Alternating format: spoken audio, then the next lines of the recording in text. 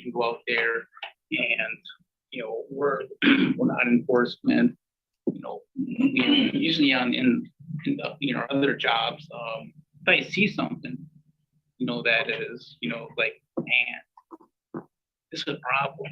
I will mention it to them because it's education. This, educating the public saying, this could be an issue, but that's as far as it goes. Just so that they're aware that something could, we get with neighbor complaints, quite regularly, and just want to make them aware that just careful. Yeah. Council, any questions or comments? Yeah, Eric. Okay, several. Chance, 20 years ago, we were talking about removing stormwater downspouts from our sewer system. I thought we had an ordinance in place that says it must be done. We do.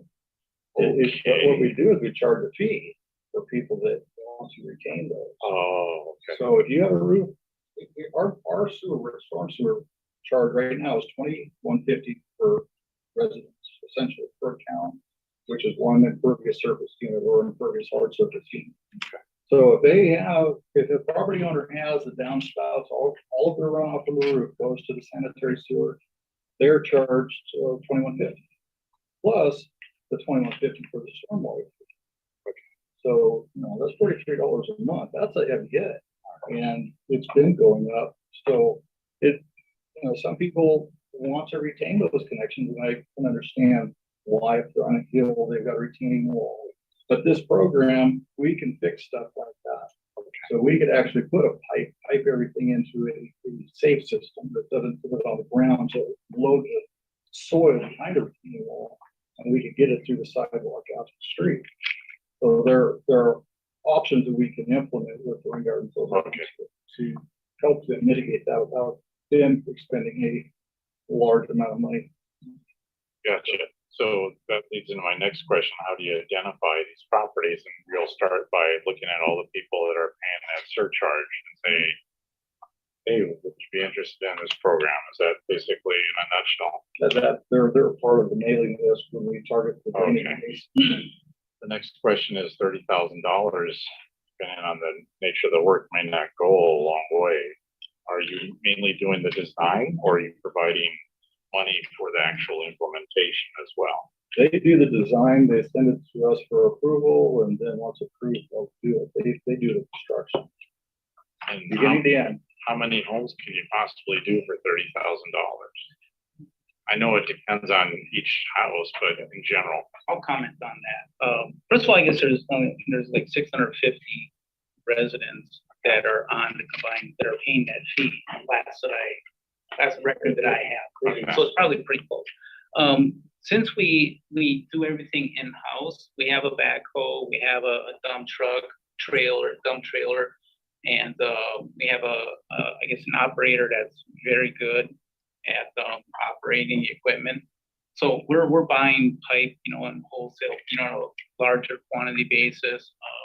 And in the past, I don't, we're looking at, if we spend $3,000 on a parcel for a disconnect, that's a lot. Just because we're dealing with tiny parcels, and that's the biggest challenge is we're in such a small space. But then it's in general we're done in a day. If we're there more than a day, then it's also super complicated. But the reason we keep the cost down is because we do it all in house. All right, so maybe 10 to 15 be able to do it, maybe 20 or something. 15 to 20 is pretty good. And historically, have you been able to use up all the money that's been allocated in the past on a yearly basis? We have. Okay. All right. Good. Thank you. Jennifer. Actually, I don't have a question yet. Go right ahead. Thank you, Vice President. I'm very happy about this interlocal agreement, and the eco-minded urban farmers that I associate with were ecstatic when in 2019, I think, KCD extended this program from the county to the city of Bremerton. And then we had a pandemic. Yeah. So I know one of the things that is going to be of great interest to people is A, what's your phone number? And seriously, and B, it used to be that you would offer up to $1,000 of financial assistance per rain garden. Is that still accurate? That's for the city of Bremerton. I guess, like, correct me if I'm wrong. I think we have a $5,000 ceiling. So yeah, and like I said earlier, if we're spending $5,000 on a project, it's a big deal. So that's, once again, design. Chance sees all the designs, and that's rare we're gonna get that expensive of a project. And is this program available only to those who have the connected downspouts? That's why there's two different programs. Okay. There's actually two different, allocations, one for CSO, one for LID. Okay. And just on the comment also, there's a lot, I guess, I'd say a very high percentage of the folks of that 650, they have a connection that's below grade. It's like protecting their basement. And we are not going to disconnect it just because we're not going to flood someone's basement. And so therefore, we'll go try to do something else, make sure that everything else is disconnected. But those folks cannot get a full rebate or get a full reduction just because of that, because they're still contributing. Okay. Only two more questions. One is, if any of these properties are rentals, commonly in rentals, the utility costs are passed on to the tenants. Is there a way to let the renters become aware that this program exists? We, I guess We send the notifications to the tenants that are on the water count. And if they're identified as a renter, then we locate the property. Okay. But you can't do work on the property unless it's the owner approved, right? So, and there's usually, property owners typically don't have an issue with us wanting to help them, because this is helping them, really. It's at a cost to them. We're doing the work. You're creating a more or less self-sustaining system in place of something built that requires maintenance at regular intervals and adds to our stormwater runoff. I promised only one more question, so I will ask only one more question. The chancellor has spoken very highly of the rain gardens at Olympic College. Is there somewhere else in Bremerton that you recommend people who are thinking about rain gardens go to look at an example rain garden?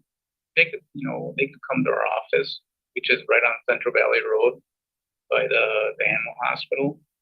We have a rain garden that's been in there since 2009. There's other, places in the city that have rain gardens, but obviously I would have to, make the contact and see if those landowners are willing to bring. Okay, but the ones at OC are being public and handy and on public transport. That would work really well. Okay, I have about 5 more questions, but I promised only. Anyone else question, comment? Michael? I'm in one of those houses that has the driveway drain to keep water out of my basement. But you said something about hard surface? Or, Our codes are confusing. yeah. The stormwater permit calls it pervious surfaces, impervious hard surface. So we changed the code to read impervious hard surface units for what defines a 1 unit that is used to calculate fees for residential. So 1 impervious surface, ISU, is the same as 1 impervious hard surface unit, and that's 2,500 square feet. Typically, if you're looking at commercial, that's how it's applied. Every 2,500 square feet for the surface of 1 unit. And these folks, if a house has 4 downspouts all going to the city sewer, they're just paying the 21 or 21 per connection? 2150 twice, essentially. The Well, basic Everybody, stormwater rate, everybody pays it everybody once. pays. And they're also paying the stormwater facility impact fee, which is the additional 100% of the existing storm. So, So and that's not 2150 twice. all Not right, for each one of the downspouts, it's the total area.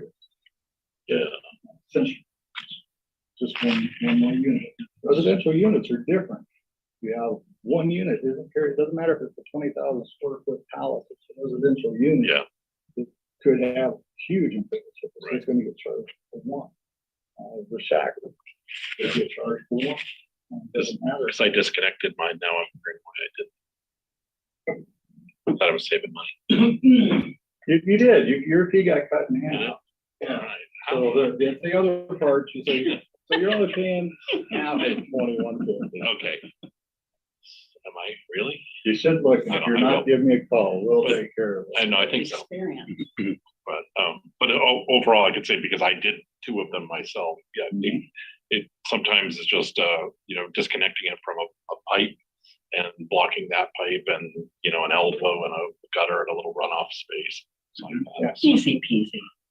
so anyways, but yeah, I have a steep driveway with a drain at the bottom that is no good workaround.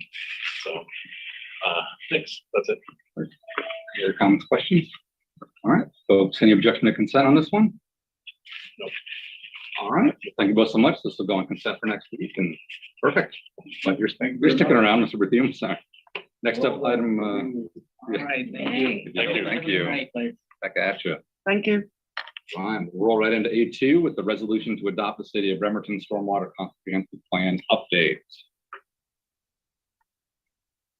All right, so once I get this, let's see, in the. Let's see what's fine. Just open this a crack. Hold it. The bottom. Thank you. Presentation. Thank you.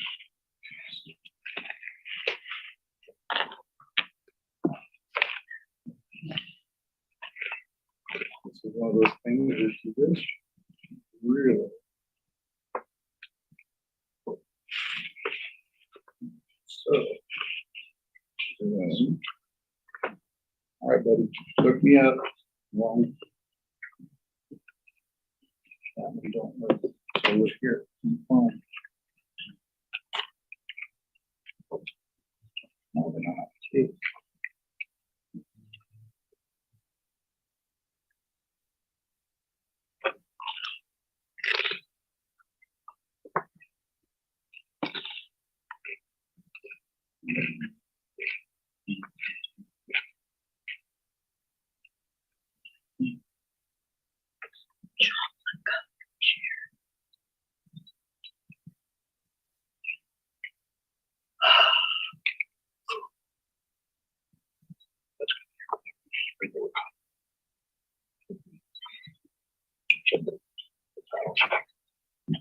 Seattle City here doesn't have one whole duration of it. So it's like probably we never had.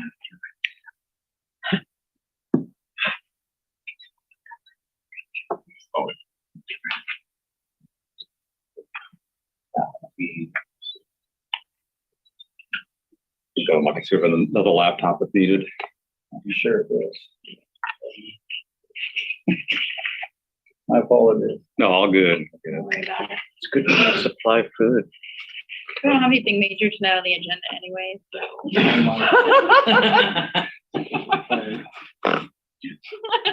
I know I made a good joke when I made comments. We need to have the Jeopardy music. Okay. We could There just we do go. All right, take it away, Mr. Berthium.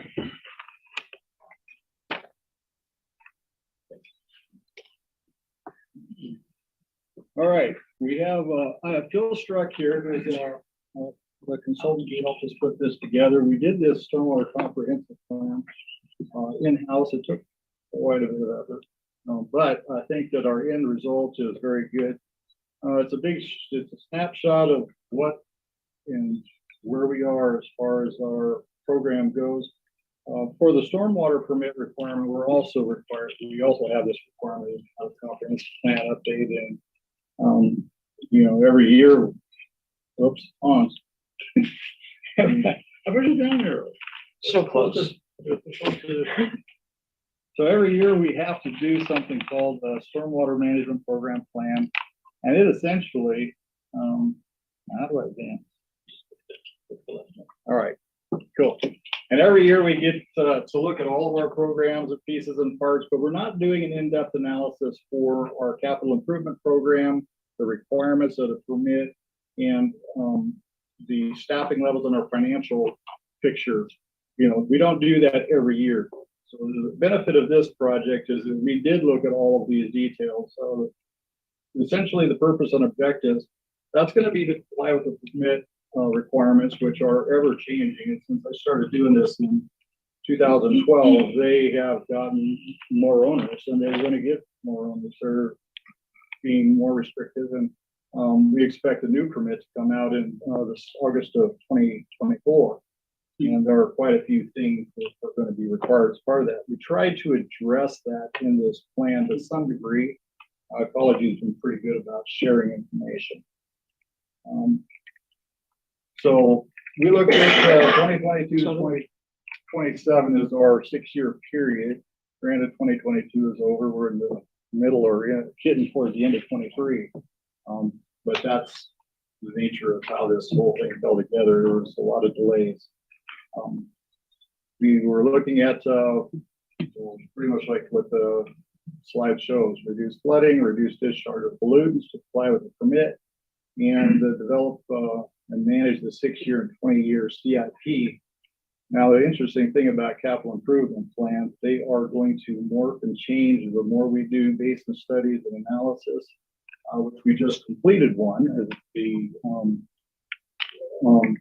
We've identified 3 more projects that need to be done, so they're going to get added to this, and therefore water quality and priority drainage basins where we have the worst impact in the city from the city runoff, and where we can make beneficial changes at the least amount of expense, and also change our practices. So our key issues, of course, are the NPDES permit requirements, and then our operation, maintenance, staffing, rates and revenues are very critical to all of this, and our capital improvement planning. So one of the things I like to do, as we all know, is I definitely lean towards grants, and Ecology has changed the rules. We only have 15% match for all the grants that we do get.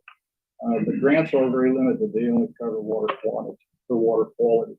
They don't really address quantity, but occasionally we can get some benefit there too, just by looking at how the wording goes in the application. So permit compliance definitely drives the program, and like I said, it's getting more onerous, and it will continue to do so. So to do what we need to comply with the permit, we ended up looking at our staffing levels, our equipment, our facilities, the maintenance frequency, and then our staffing analysis is definitely in this plan, just to kind of get an overview. And there are alternatives that we're trying to implement to maintain the level that we have. Capital projects, we looked at those, and like I said, we had we're adding more, but a major project is the Eagle and Dead flooding that's been around for the last 30 years, or maybe longer than that, and it's actually getting fixed. So it's almost a complete project that engineering is taking care of. And then Kitsap Lake, we have identified more projects around Kitsap Lake. We have grant funding coming, which I'll be sharing in the very near future. So financial analysis and rates, this is one of the areas that really stopped us for a while, is that we wanted to get the information from the FCS utility rate study and incorporate that into this the best we could. So we got the information, we had it, we broke everything down so that we could really take a good picture and see how well the utility is doing, how everything that is going on with the regulatory side of things is affecting us.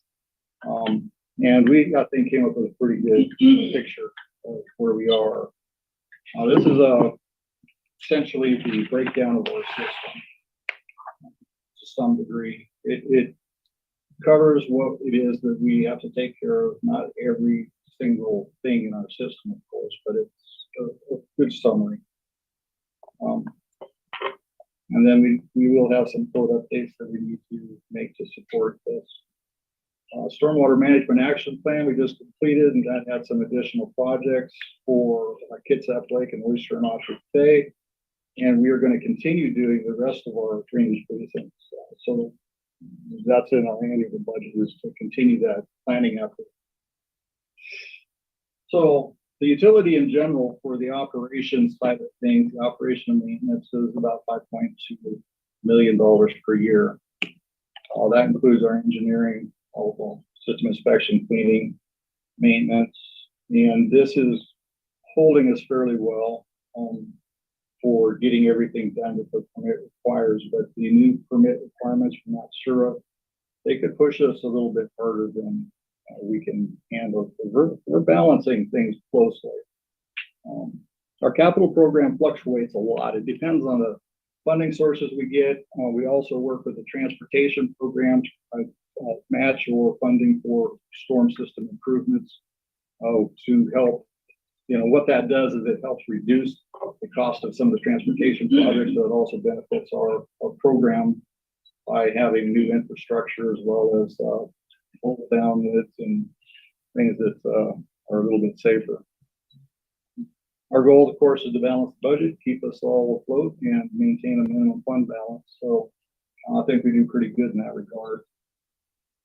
And our current rates are $21.50 per ISU. And my favorite part, maximize grants to offset costs. And we can do that, but doing it. So this is essentially a breakdown of things that we have done or need to do. There are some BMC updates that I need to make to support our source control inspections. This gets into the area of vegetation, native vegetation retention, trees retention, to ultimately reduce the heat canopy, which is something that's in the next bit. So we will have an urban tree program more than likely in the next few years. We have sort of one, but that's coming. Our annual stormwater management program plan, that is what I was talking about, where we just annually plan out what we're going to do based on our permit requirements, and that's implemented and posted on the website every year. Asset management is an incredible thing. Our asset manager, the stuff he is putting together is going to give us information we've never had that I was wanting when we started this comp plan. It'll tell us what it's costing us to do these projects and to maintain everything. It's incredible to have that. I really like it. Maintenance and repair, we do what we can as effectively and efficiently as we possibly can, and we do it every day. So what we did is we posted this plan on web in April. Waited for comments to come back. We had a couple of small comments to add to the CIP. There was some flooding issues on individual streets and residences, and we've taken those pretty seriously. We added the projects to CIP, and we're seeing what we can do to address the issue now or in the next few years instead of holding off until the 6-year window is over. We've done targeted outreach with our local agencies, the public in general, Squamish Tribe, Navy, of course, our adjacent neighborhood, Port Orchard, and Kitsap County. We work with them pretty closely. And what I'm hoping for is that we can do a final plan adopted by resolution and post to the website and implement this thing and essentially start planning the next one. Because these rules change pretty much overnight. But there is a great amount of detail about the regulatory structure in the very first part of this. If you really want to get some information, it's there. And it tells you all of the requirements that stormwater has to meet. And I'm open for questions. Did I miss anything, Phil? No, that sounded to me like you covered it all. Okay, excellent. Questions, comments? Yes, please.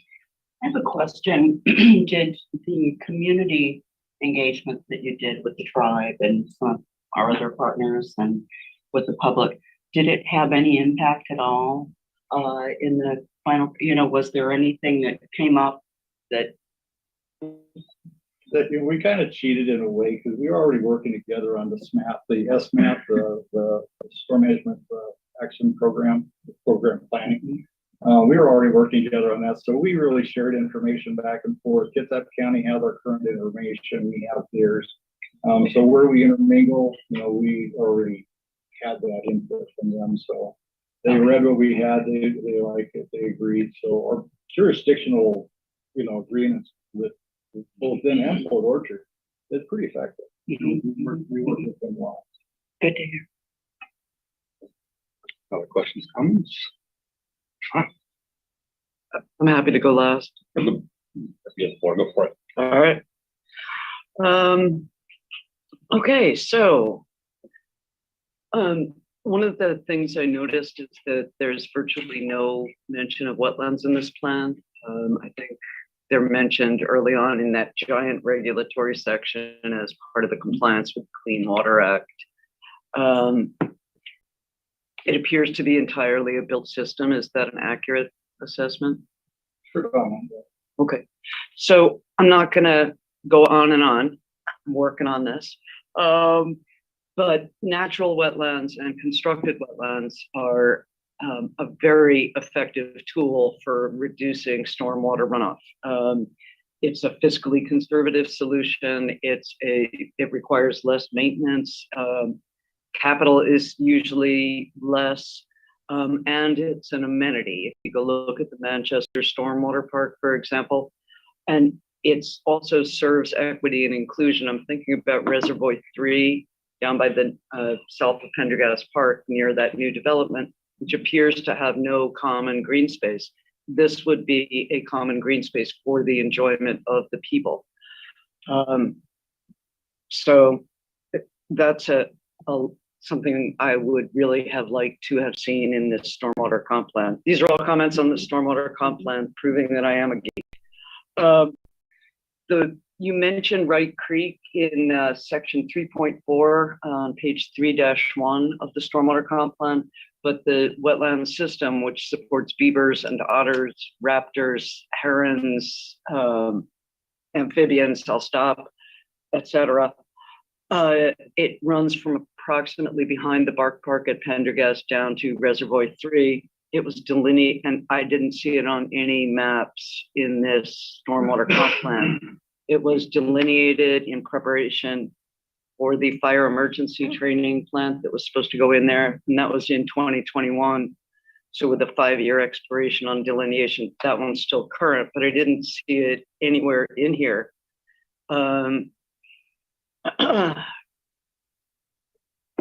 There's a neighborhood trailhead off Werner Road that runs underneath what we call the Wi-Fi community off Werner Road. I don't know what its proper name is. That appears to show a sort of upstream area of that, and that also is not shown on any of these maps. So I'd like to see them in there so that we can avoid impacting them, because they won't, if they're not mapped, they're not there. Yeah. And this is a difficulty with any like aerial mapping, because when things are forested, you can't tell what's underneath. And this is all a mature forested wetland, pretty high value. I stopped talking about wetlands for a while, so yeah. On page 4.1, the relative absence of swales and rain gardens is pretty striking in comparison to all of the built things. Again, these are amenities, sources of delight for the people in a way that a modular wetland cell never will be. It would be great to see more of these. You've already addressed my concerns about tree retention, and I understand that, even though right now we don't have regulations that protect trees on private property, at least, that down the road we will, because tree canopy is being called for by Department of Ecology, as not just to keep the waters cool for the fish, but also because of the climate crisis. Here's a really specific question, and I'm only 2 paragraphs from the end. On page 518, 5.14.3, there's a section on opportunistic stormwater controls. It references best management practices and the SSC program, which I don't know. Do either of both of these address the inclusion of stormwater wetlands, rain gardens, swales, and other naturalistic features that have all the benefits I've already mentioned 3 times? No, Okay, the source control program. okay, So pollution prevention by identifying issues that need to be fixed or changed, and then providing a source of support to business owners to implement those changes so it's for commercial, for commercial projects it's for commercial only. or home businesses as we find them. If a home business were to enter into this. Okay. And I'm just commenting that the DOE requirements guidelines are unclear and their assessment methods are equally unclear. So in general, I think this is a really excellent plan for stormwater runoff prevention on new construction and developments. And I just wanted to add, because I've had a lot of experience of monitoring things, is there money set aside for monitoring like silt fences and other ongoing preventive measures?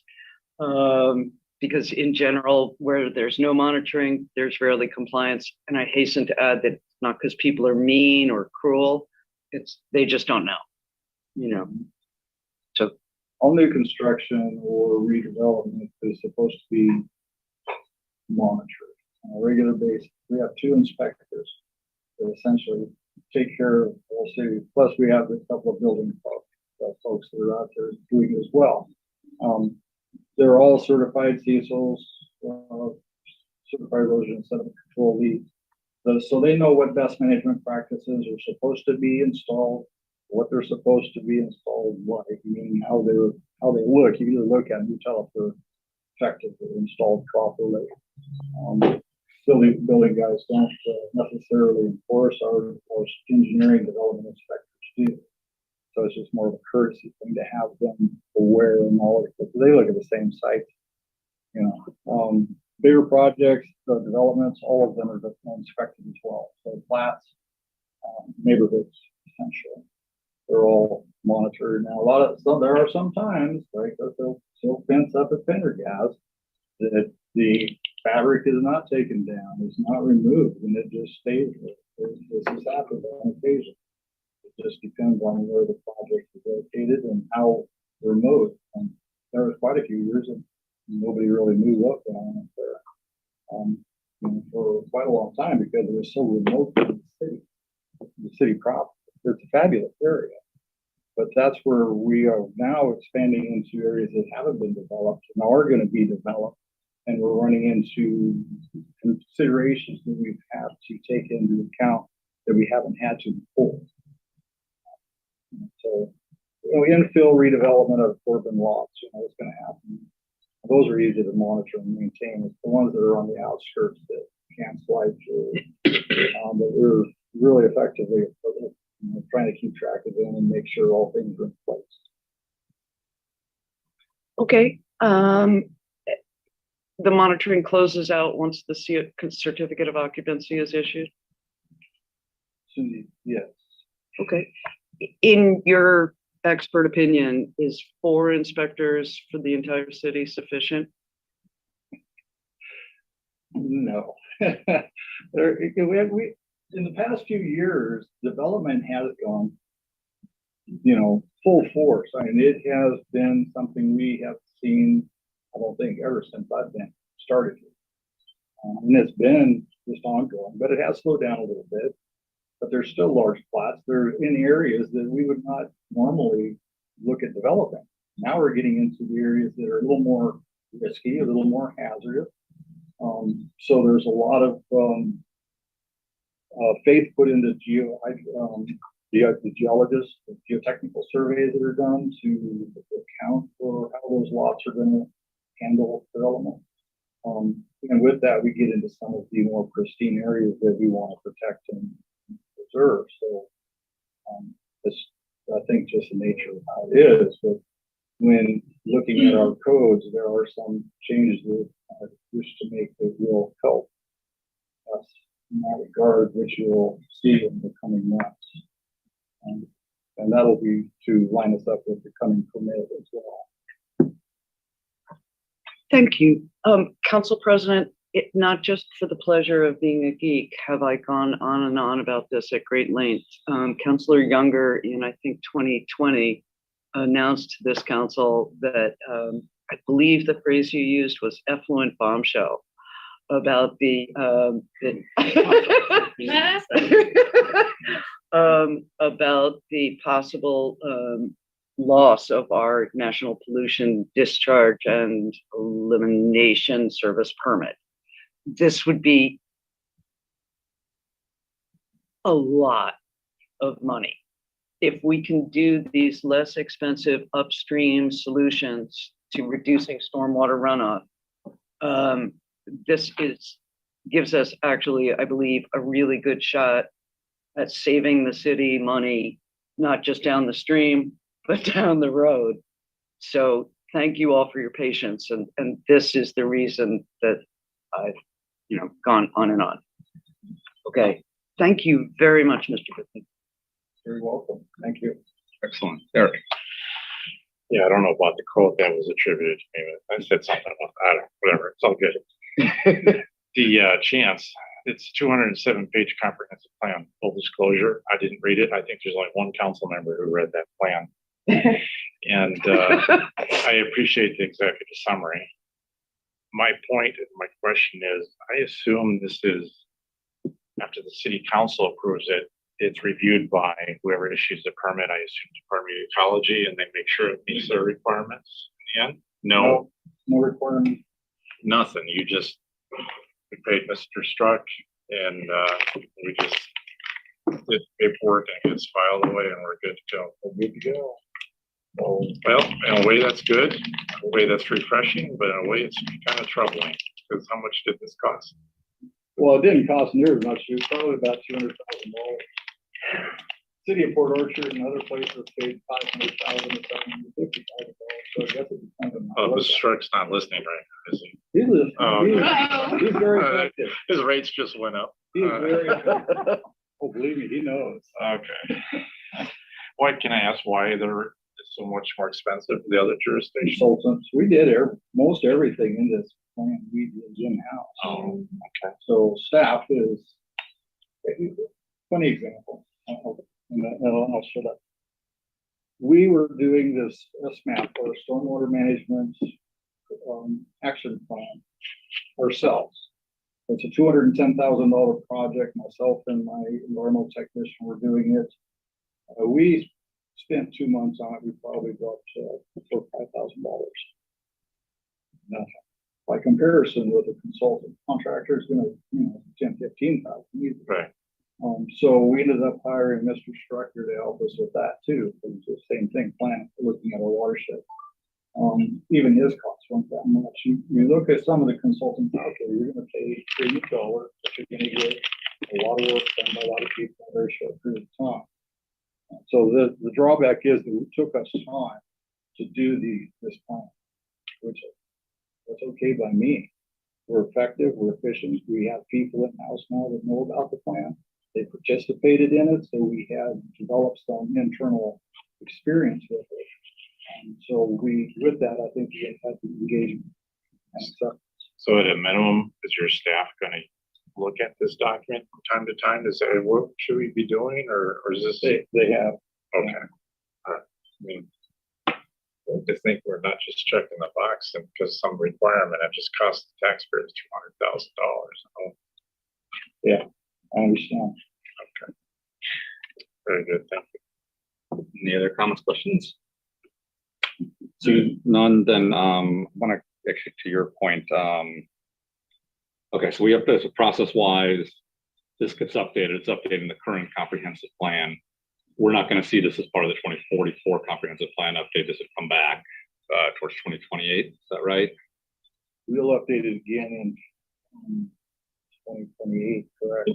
Okay. This will just, by adopting it through the resolution, we'll essentially tag it on to the city's comprehensive. So it amends it to that. Okay.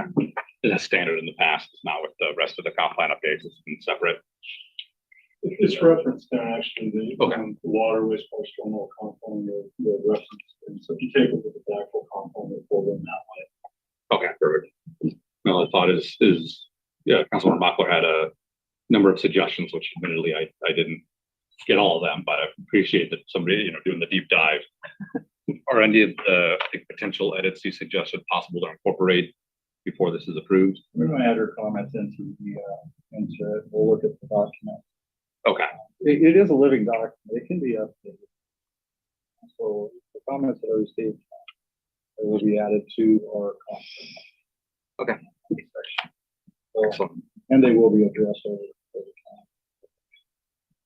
time. That was my question. Okay, excellent. So I guess in that case, then in terms of consent first general, are there others edits planning to be made after this approved, or can we get those edits in before we approve the comp plan here? What do you think, Phil? Yeah, I think we can make that happen. I think we can get those comments in. We can have Okay. comments in by next Wednesday. Yeah. That'll be the final plan that's actually accepted in the resolution. Okay, We'll make it happen. all right. Then our option is to put it on consent with the understanding that those comments would be made, and if they're not, we can pull them off. Is that Yeah, that's fine. acceptable? Okay. And then just checking no other objections to that course. All right, seeing none, this will go on consent for next week with the suggested edits. And thank you both so much for this, and Council Mockler for the deep dive. Excellent. Thank you. All right, next up, we'll move to item A3. Public Works Director Tom Nucky is here to present. Thanks, Phil. Thank you. Create stormwater program manager position of pay band 14 of the manager professional confidential and fiduciary salary plan. Welcome, Director. Thank you. So I mentioned this when we were at executive session here a couple of weeks ago, discussing chances on promotion to utility manager. And so we, Chance was originally hired as the NPDES permit coordinator, and his as the requirements in the NPDES permit increased, Chance's duties and responsibilities increased kind of with it and kind of grew with the program. And a bit ago, it became very clear that he was working well outside of the job description of the NPDES permit coordinator, and it's a necessary function. And so we drafted a stormwater manager job description that really just referenced in all of the duties and responsibilities that Chance was performing, and forwarded those to human resources, and they completed a desk audit, and this is the result of the desk audit. It's all of the comparables, I believe, were managers. And I don't know if you want to speak about that. But yeah, they were all manager positions, and this pay band 14 and how that lined up with.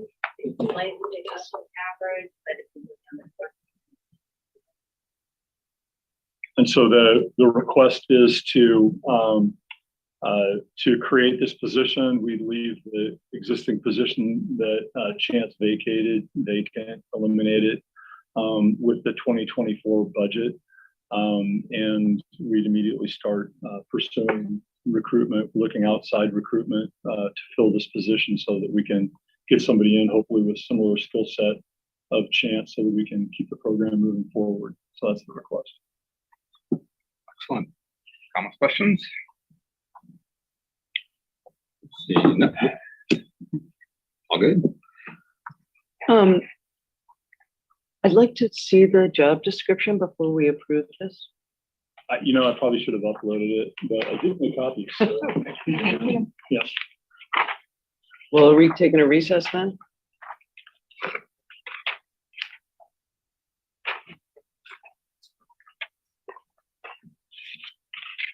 So like 10 minutes to read this? We could take a few minutes to read it. Okay. That helps, yeah.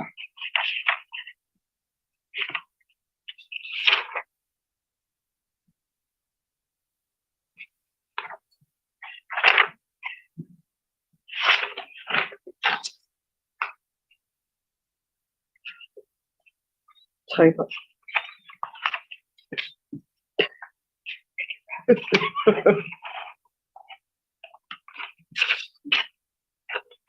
So it's still in draft form.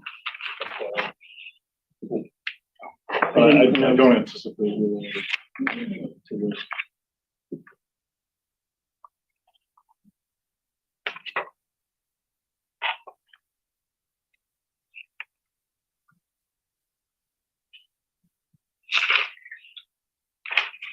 And again, this really just represents the work that Chance has been doing, right?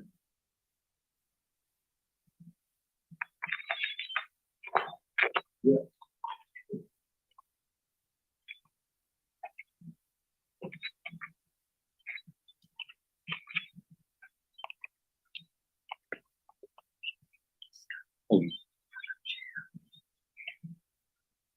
Let me ask, any other comments, questions by council?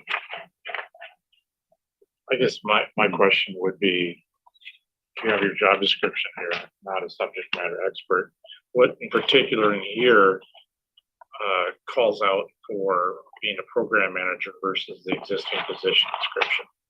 That makes sense? Can you figure that up? Honestly, I'm not as familiar with the NPDS permit position that Chance filled because it was written so long ago, and so it was a bit long in the tooth. But Chance has been, applying for grants. He's been coordinating with the public, managing projects like Kitsap Lake, the cleanup on Kitsap Lake,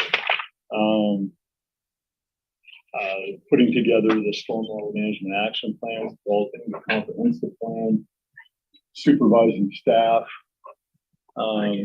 managing contracts, selecting consultants. I mean, he's been working as a manager for a number of years, right? Yeah.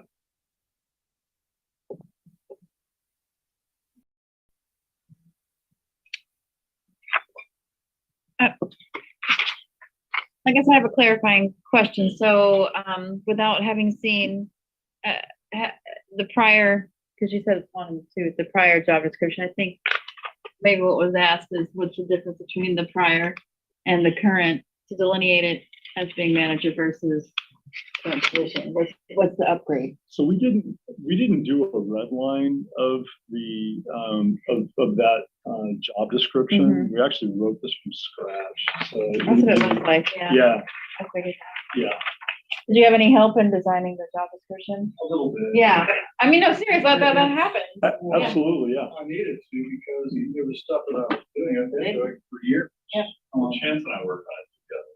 When Chance was working for me, and we were trying to get this promotional opportunity through for him Mhm. before he was promoted in the new role.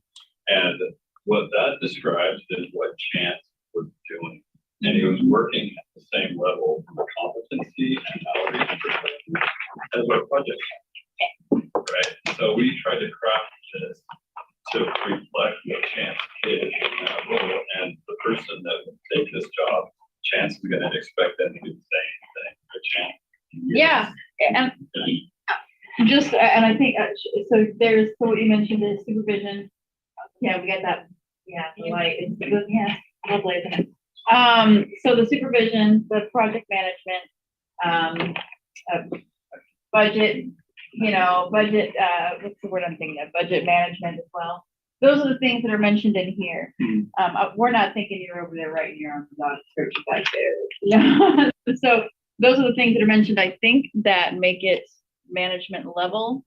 And I think maybe something that just we wanted to clarify was that it is in line with other manager job descriptions, since we are approving a pay band increase. Yeah. We also went out to the union. Okay. Going and out of the That's gonna be my union, next and- question. And Okay. yesterday was their deadline to get back. And they had no concerns. Okay, thank you. I would add one last thing. It's the ability to work in. Like, if you're a manager and you're responsible for all of these services and it's grants, consultants, construction, and there were a lot of things that Chance has done, and you can tell how confident he is, right? But he also did that independently, and And that's what we need. We need someone who can come in and run a program. Chance is still like gonna be the oversight, in his new role. It shifted with him, which I love. Cause I was scared to manage that myself, in our shop, he knows that program. But that person's gonna have to carry that workload and work it, and that's really, I think, the key to it, and it covers a lot of ground. Let's go back to on at the floor. Okay, thank you very much for bringing these. I'm sorry to interrupt the whole council meeting. This seems to be describing two different people, and I'll elaborate on that. So on page 3, the qualifying education and experience is utility operation, requires a wastewater certification 1, cross connection control 1 certification, all of that. These are very specific requirements, job requirements for someone who is going to operate an entirely built utility, right? It's going to be concrete, it's going to be piped, all of that. And I think that's a very valid position. But when you look through here and you look at the responsibilities of this is an environmental engineering position. Manage education program regarding pollution prevention, use of best management practices. That's typically not associated with a wastewater certification 1, is my understanding. You want someone to approve surface water plans, work with a host of other agencies on salmon recovery, fish barriers, water pollution, stormwater, and flooding. That's all, like an possibly ecology, but more certainly an environmental engineer, somebody who would understand how things work across a landscape and who would be familiar with working with other groups.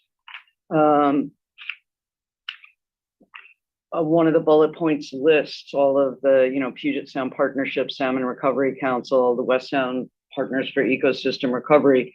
And I think that Chance is a rare individual, and that it may well be able to do all of these things, but I think most people would call this an environmental engineering position rather than a straight up built environment engineering position. And so I would recommend that the council see if they find these objections worthy. So you're looking for an engineer, necessarily, we're looking for someone to manage our stormwater program. And we have engineering staff that help support that as well. Okay. As far as the certifications, cross connection control and wastewater, so trying to for that, when those are included. Well, the certifications were generally related to the position, and it shows competency in those areas. So at least we understand the issues or concerns. We've also got we have the pollution prevention education outreach side of things. And in our groups that we work with, there are a lot of people that do that. They're not engineers, they're staff. Some are very, very well educated, and they tend to lead some of these things.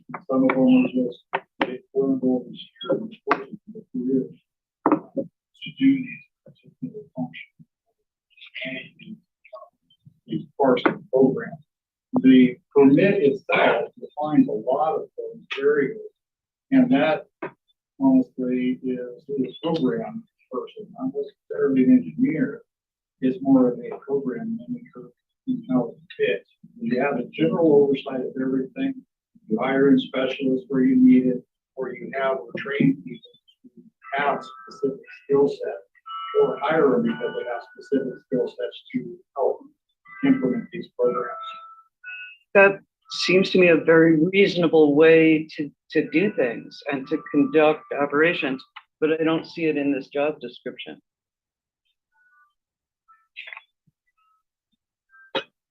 Yeah, I see it in the job description, but I'm a little biased. Yeah, go ahead. I'm just wondering, looking at it from a more distant view, what I'm picking up is the desire for more inclusion of environmental background or certification or something like that, something to balance it out, call it what it is. I think I certainly would like to see environmental aspects or concerns in anything that the city does, right? It's just going to be a part of our DNA going forward, but the baby steps are using words that maybe acknowledge that. And so if we're integrating, and I am not a subject matter expert, I know I like warm water to swim in, and that's about it. However, I am a previous CEO and I've written a lot of job descriptions and all of that. And if what we're seeing is kind of a merging of abilities with stormwater and some environmental work, perhaps some wording or some more substance with the environmental aspect of it. I know it's probably just assumed, right? You all work in it and it's just part of your job. And of course, you're going to have those concerns. But from looking at it, what I'm hearing from Councilmember Mockler is concern that maybe we're merging two skill sets that we happen to enjoy in chance. But let's make sure we recognize both skill sets. I could be completely putting words in your mouth, Councilmember Mockler, but You aren't. I'd sure like to see it. And I'm not saying it's not there. I'm just saying for people like me, it doesn't appear to be there. So that's what I'm picking up. Jennifer had her hand up, and I just got one comment, and if I can I go first? Please do. Yes, sir. Okay. So this is a management position. It's not a Teamsters position. With a Teamsters position, I think you're a little bit more restricted with what work you're going to have that person do, and you really have to follow, be in compliance with the job description. For me, the purpose of this job description is to get somebody interested in applying for the job that we need, and then explain to them what we need them to do, and have it just kind of clearly, and I think this does this, outline what the job is and what the expectations will be for them to be successful in the job, so that we can be successful with the program. So that's really the purpose of this job description from my perspective. Before we do a second round, make sure we're not missing any. Yeah. Perfect. I'll just jump in for round one and say, I think to me the most important thing is that general function description. So I do appreciate the kind of nitty gritty on going through all the requirements and knowledge and abilities and certification, but I do feel like that general function is well written on the main point of the job and the position. I think the pay band's appropriate, so personally in favor of it, but I think the points brought up are good before this goes out for practical hiring. With that, round two, go ahead. I just see this as being very comprehensive. I see this as being way comprehensive. And hopefully, I think there's enough in here to get somebody interested who's looking for this. And I guess one thing I just want to say is you also want to be able to get somebody that maybe maybe there's somebody that is going to be able to learn on the job, and you don't necessarily have to require that they have some skills, that it's something that they can grow into. And like a manager, people can have management skills in other areas, not just, this specific one. I just think it's actually a little long, but it's in draft form. So are we approving this to be on consent agenda or general business, or are we waiting for this to be in final form? So council is not approving the job description, right? Okay. Council would be approving the creation of the position, and especially with these management job descriptions, we work with these every time before I just did one today. We work with these every time before we go out and do an advertisement for a position. But isn't that one of our ways that we can have oversight, though? One of our oversights is in not just job creation, but job description. Am I wrong? So I feel that's kind of why we're so curious about this, and we want to support in that way. Because we actually do have oversight in that in that area. But I don't know. I feel like it's pretty long. But if somebody like you want a professional to be in this position too. But I'm all in support of what y'all are doing in this and in support of you, Mr. Berthium. Yeah, I'll tack on by the city charter, the council has the power to define, or has the ability to define the functions, power, and duties of the city's officers and employees, fixed compensation, et cetera. So, yeah, I agree. It's not outside of purview to make sure that those functions, power, and duties in a broad sense are in alignment with the position we create. But I personally don't want to get nitpicky into, doing this job description by committee. So personally, I think this well defines the position and the pay band's appropriate. That's where I'm at. Are we on second round? Yeah, second round, yeah. I most respectfully disagree. I really thought that Councilor Fry did a good job. It's like we need to start taking baby steps. The way we have been doing things is the way we did things in a world before the climate crisis, before a huge population, before the regulation of our air, our water, our land. I think having someone with at least some environmental or environmental engineering or something in this position would start moving us towards the present, where the world is burning. And Hawaii is burning. And I think someone who is able to see all of that, to at least to some extent, would move us forward into the present. And I would also respectfully disagree. I know that it's common practice, Vice President, that someone who can manage one thing says that they can manage another. And I'm sure everybody in this room has seen examples of when that really wasn't true. So I am only one of 7. I would really like to see this rewritten, because most people, when they go to look at a job, look at the qualifying education experience and what are the requirements. Do I fit that? And that's the disjunct that I see. Thank you. I could get too long, but you know, I don't know these jobs. It's kind of what I was saying the other night. We gotta be willing to stretch. We gotta be willing to do what we can to kind of push and get things in our language and in our priorities. And there's a lot of pushback on that, and I don't understand it. I don't understand why, if we have someone in Chance that is really cognizant of the environmental issues, and I'm sure he is, why that isn't included. I think it's an important part.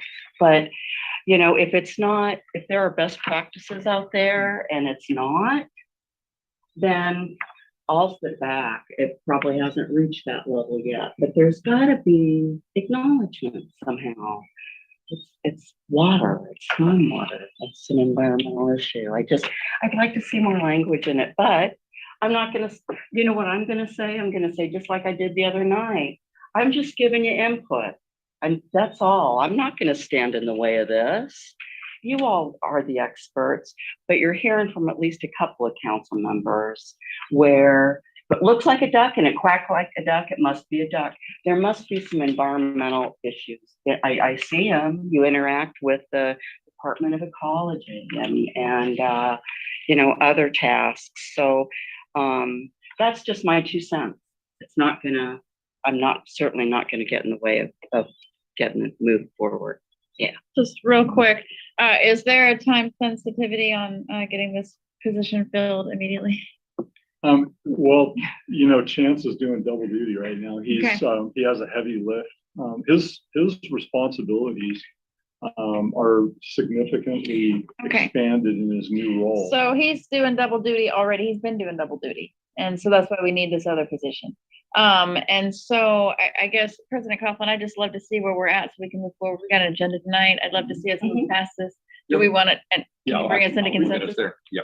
I'm Okay. happy to, put, environmental background, preferred. I'm happy to try to work in some language to that. That's going to be my question, is if you're able to incorporate that as maybe a, I know sometimes you list preferred qualifications or bonuses or, basically nice to have. So that way. Again, I think we heard council's comments towards that.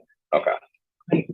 Thank you. Okay. So if they incorporate that, are folks good with, sorry, Mike. Yeah, well, and it's pretty close to what we're just saying, but I mean, clearly it says on here that there are bits that are omitted, and that would have made it even longer. But the real thing is they need to attract a person that can do the job, right? So when they first even mentioned manager, I thought, well, that's because they need that to be competitive out there to get the right people to look at it. And no, this is what they need. But I hear that, and I think your guys are hearing it also.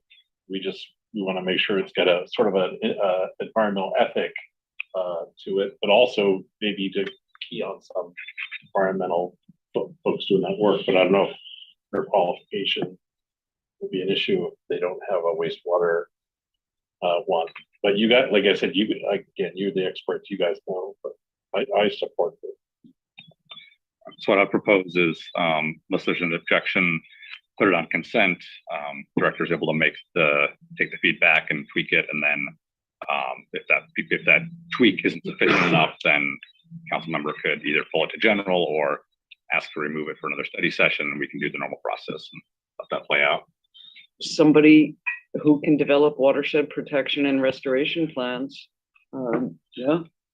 That I'd be very happy to put that on a consent agenda if it's clear that the applicant would need to be able to do that.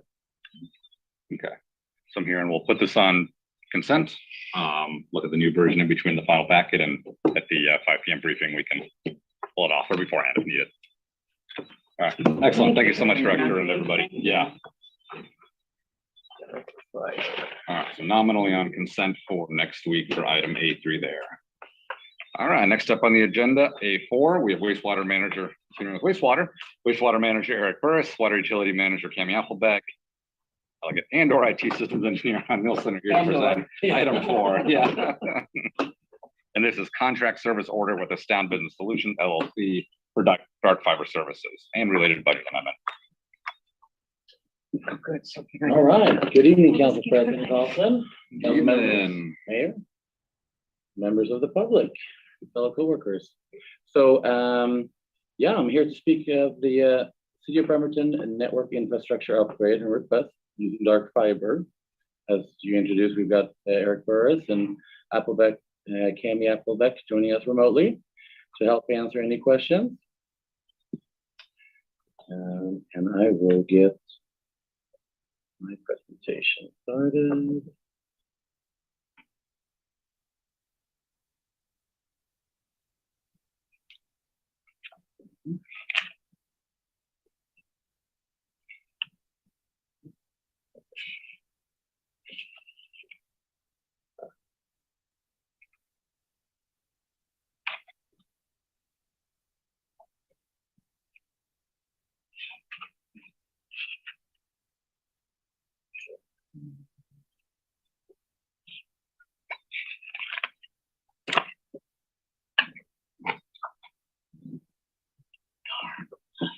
All right.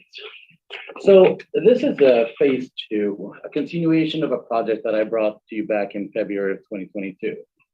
So, and the first phase was specifically for wastewater treatment plants and 33 of its location sites. Since the execution of that, Astound has been busy coordinating and installing the dark fiber lines throughout the city. I'm excited to announce that we'll be lighting up the first couple of sites in the coming weeks. So that brings us up to date on past progress and to today's request. So to do a quick recap of dark fiber. This this presentation may include some technical language. So if I lose you, please stop me and I can reword it. So dark fiber is a fiber optic infrastructure that is not yet lit, and it requires the customer rather than the service provider to maintain and operate the equipment required to light the fiber. So dark fiber allows us to self-manage critical elements of our network. It provides us with a maximum level of flexibility as needs change and develop over time. It offers better resiliency and security as we do not share the connection with anyone. It adds the ability for additional city departments to share infrastructure without some bandwidth limitations. And in the event of emergency or natural disasters, we could potentially light up Wi-Fi hotspots for public use. So today's contract request covers 43 routes and sites, and it completes all identified and significant sites. These sites and routes can be divided into 3 logical groups. 13 sites is for wastewater treatment plants to connect the remaining sites. 9 is for City of Bremerton IT to expand on their network redundancy.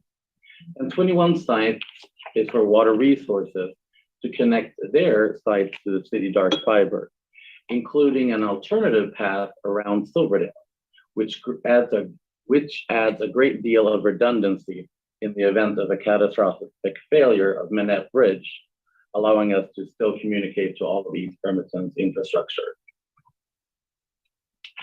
So this is kind of a recap of why wastewater treatment plants and some of the issues that they were experiencing and why we decided that we're moving to dark fiber. So all remote sites communicate directly to the plant.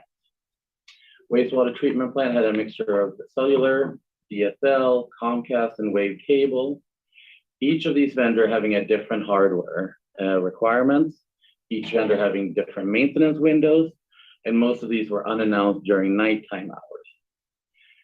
It also had more of a didn't have a physical and a logical connection to get back to the plant. So all of these complexity issues brought into the ability of quickly getting the information back and having outage issues. These were about, over a 12-month period, they recorded about 300 communication failures. 160 of them were nighttime failures, resulting in overtime charges. 138 had daytime failures with 123 hours of lost staff time. So these, when a site is down, essentially a staff member has to go out and monitor it to make sure there is no overflow. So it's sometimes hard to predict on how long it's going to take and how long someone is out there. So the next portion is the city IT and why we're requesting it.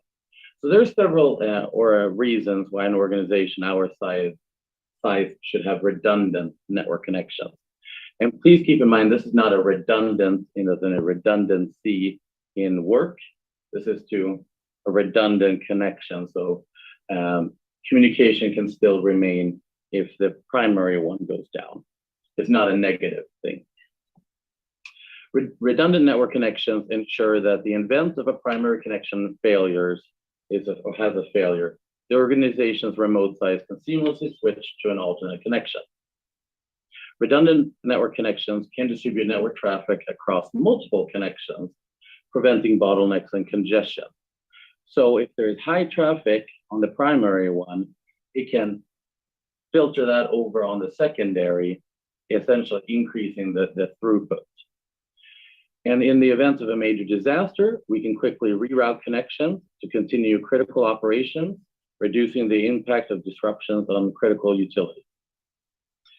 And it adds route diversification, ensures that network connectivity remains intact even if the service provider or geographic location experiences issues such as infrastructure damage caused by vegetation, such as a tree, or human factors such as a backhoe. It happens. So then the water resources, why are they requesting? The goal for water resources is to reduce hardware complexity and stop the need to having to purchase expensive modems to keep up with the cellular carrier changes. It eliminates the need to pay for data transfers. As we continue to expand and collect useful information in the water resources data system, the data size just keeps on growing and increasing, and therefore the cost also increases. It adds increased reliability and uptime. Just like for wastewater treatment plants, our current vendors have maintenance windows during the night that causes overtime charges. And it also reduces the reliance of a third-party vendor to support these issues. It increases, gives us enhanced performance and bandwidth. It adds the critical route diversification for East Bremerton because water resources have quite a bit of infrastructure in the north end of East Bremerton. And it also aligns itself with the rest of the city infrastructure. This next slide really shows how we can simplify by removing the communication piece in the middle to how information is transferred back to their servers by switching over to, we essentially want to focus on this center circle here, which is popping up here. And we take that piece and essentially remove it out of the picture and instead just take and connect the existing directly. So we remove the major piece in the middle and all other things remain constant. So the following data was extrapolated over from an 8-month sample period. And for a 12-month period, we project to have about 305 communication failures, whereof about 105 are after hours and 200 are during regular business hours. So, with this many comm failure, it has a negative impact on operation and maintenance for both overtime and lost staff time, which Cami is here to speak of.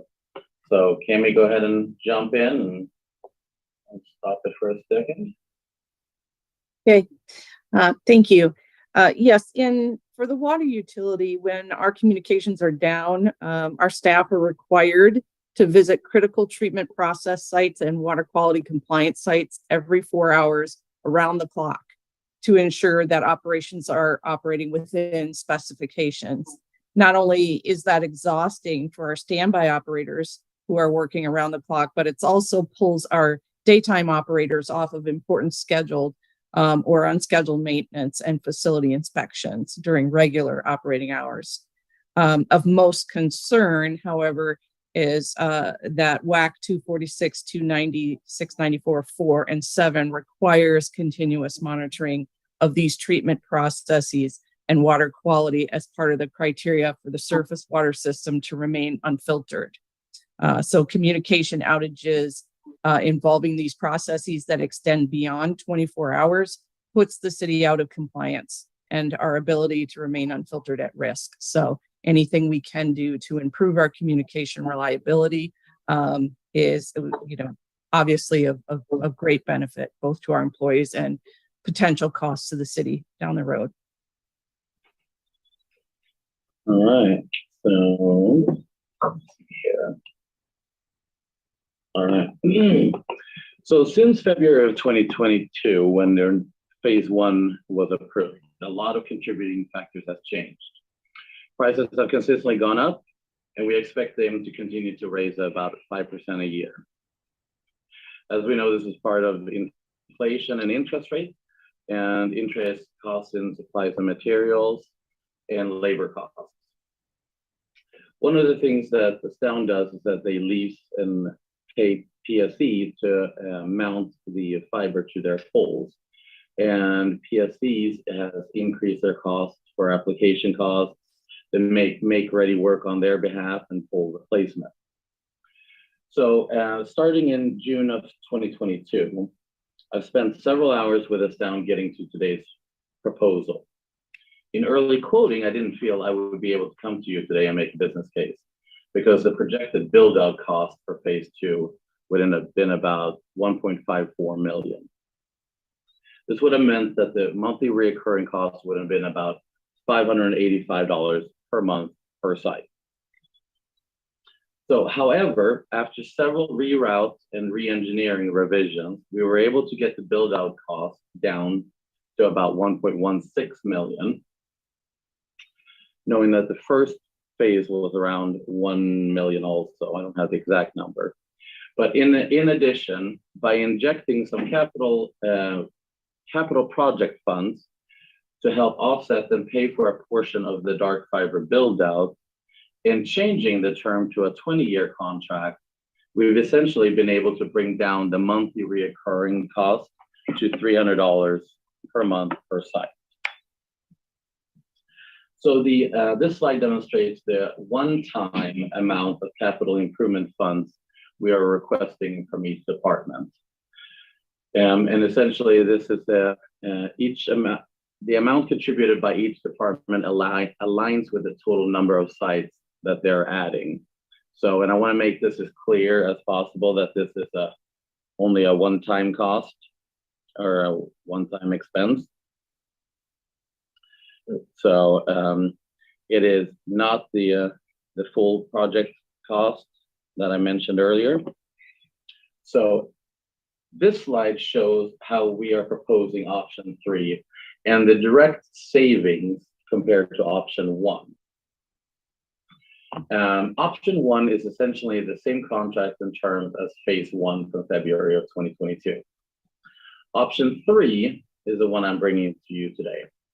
So I've highlighted that we're changing it to a 20-year contract instead of a 10-year, and that we're doing a one-time capital improvement expenditure of $300,000, and that then the highlighted number in the right of $1.557 million shows the savings over option 1 over 20 years.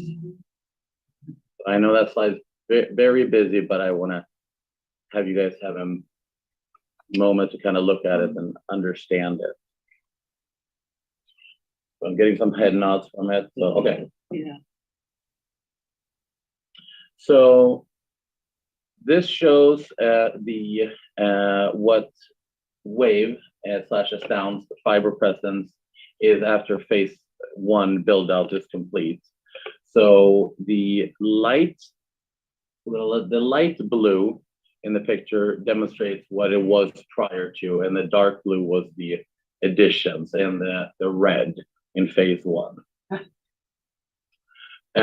This one shows the phase 2, if approved. So the green is all the new additions, including the blue. The green shows that the big ring around, essentially. And this really demonstrates the full completed with all sites connected, including we've got the airport and south of Gorse, the development there. I can't think of the name. Sorry. Yeah. Do we change the name? Yeah. So yeah, that sums up my presentation, and Real quick, just want to check, does this go through Public Works Committee or? It went through finance, Oh, okay. and Councilor Goodenough chaired that meeting. Perfect, all right. Yeah, so it's a lot.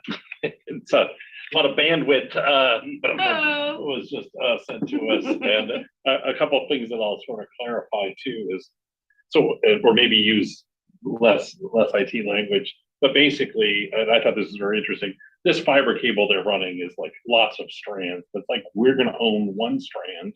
And the dark part of it is they don't have access to it. It's a closed loop, but it's in their whole system, right? So that, we're not, even though it's going to go up through Newbury Hill or something, that's because we're kind of hitching on to this existing thing. So the $300,000, the way at least I look at it, and I'm kind of making an assumption, but by giving them that up front, that helps them move this project along, right? It's all, the business to them, but it's gonna save us a lot in the long run, especially on that 20-year plan.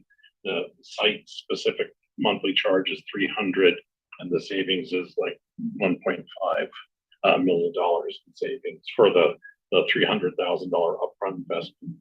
I think that the redundancy is great, right? Obviously, bad things could happen, and I think that was good. And basically, this is just part of this modernization to get things going. I think it's mostly water that like they have all these different, they've got different providers, different bills coming from different places.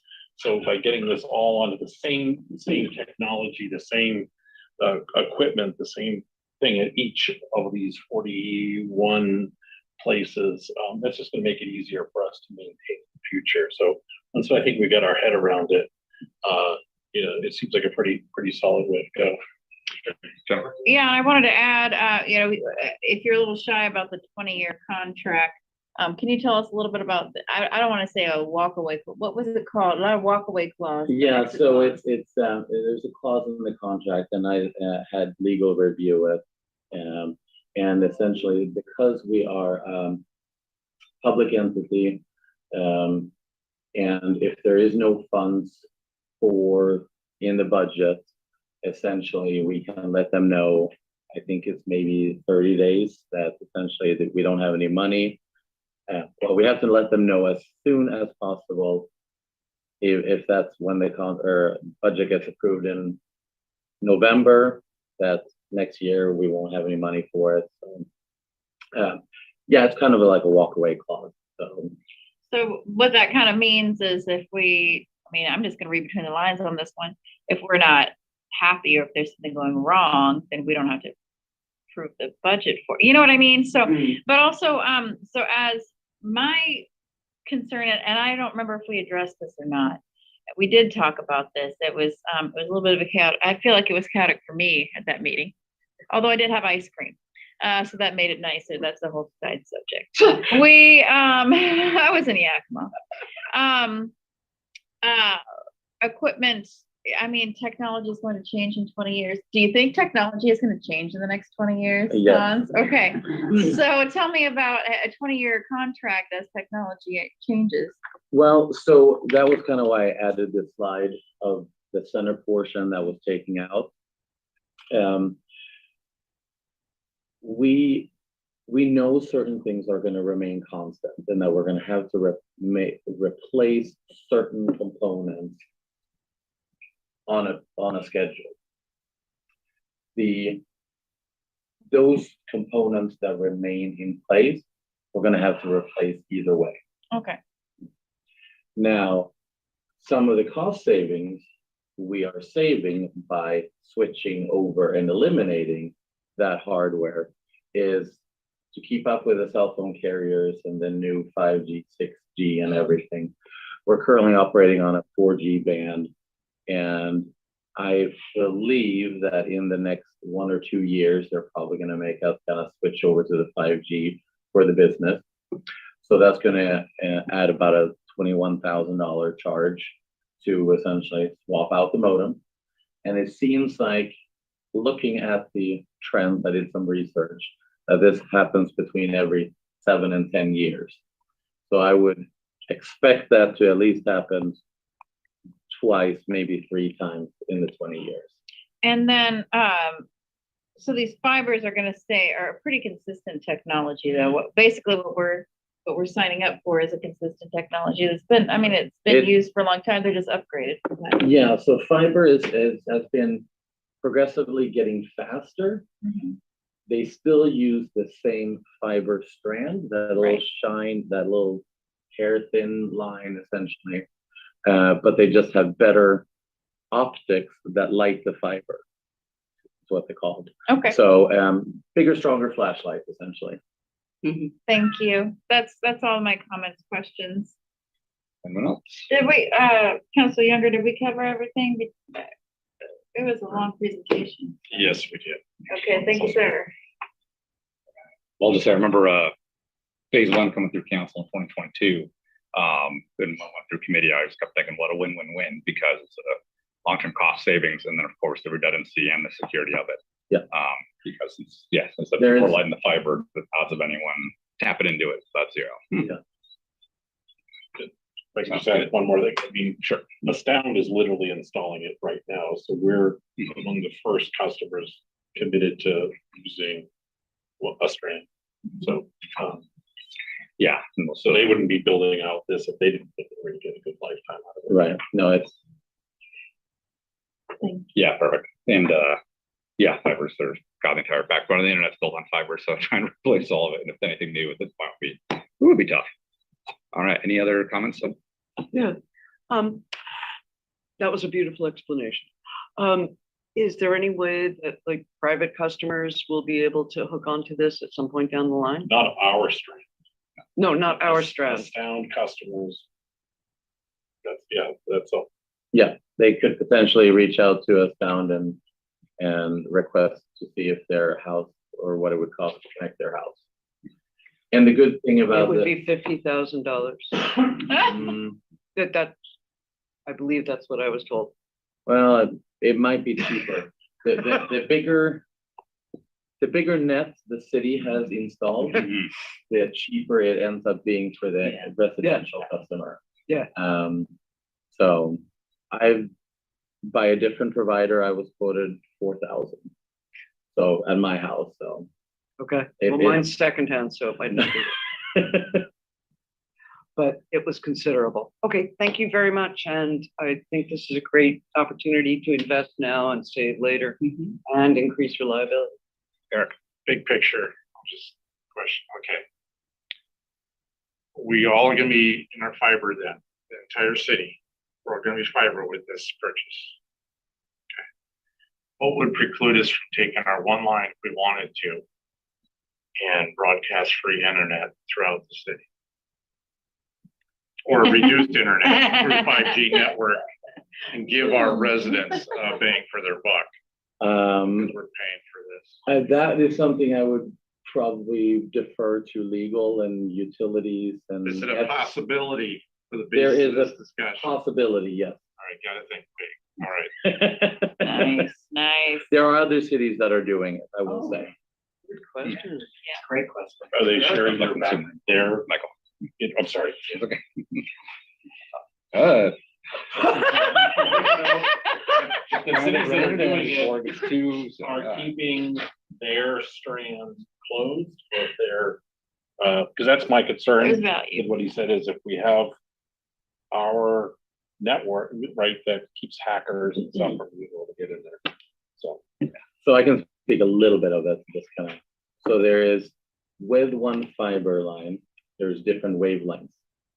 So you can take one fiber and send light at different wavelengths and receive it. And those lights will never cross communicate and never see each other. Meaning, wait a minute, what does that even mean, sir? So you can essentially split one into 9 separate independent gotcha. connections. Okay, thank you. President Copeland wants to move us along, but we could Yeah. geek out here. Now I all gotta day, huh? rephrase, you can send a blue beam and a red beam, and on the other side, you can have a receiver that only takes blue light, only takes red light, so it's fine, split that in many of those different bandwidth. So yes, I just wanted to. All right, sounds like here are no objection, this is fine to go on consent for next week. Yes. All right, perfect, cool, well, thank you so much for all that, deep dive, yep. May I All right. request before we go on to another sewage agenda item that we take a brief break? Can I ask to see if we can get through A5 since A6, well, A6 should be quick, A7 will be the longer one. I vote for going for one more. Yeah, okay, let's do it. All right. all right. Managing Engineer Bill Davis, item A5, here to present. Bill, you. Water Quality Combined Financial Assistance Agreement with the State of Washington Department of Ecology for the Pearson Beach Road Sewer Improvements Project. Good evening, Bremerton City Council. And then, I have a PowerPoint presentation that I'd like to share here.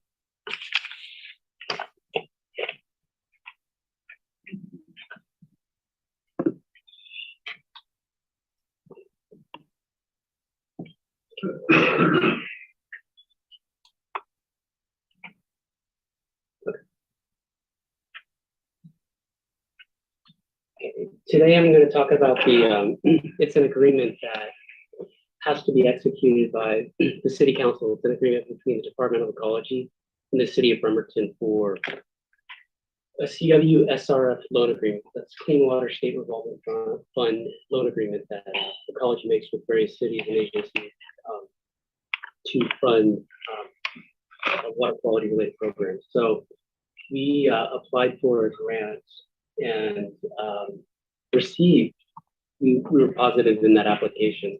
So I'm here to talk about that and give you some background too, because I'm going to be coming here at a later time to talk about construction and also design fees. So this project is located along Tracyton Beach Road. The southern end of the project is right about where Pat Carey Vista is located. And then the northern end there's a little neighborhood called Carter Farms. So that's, the majority of this is in the county. That would be the southern and the northern limits of this project.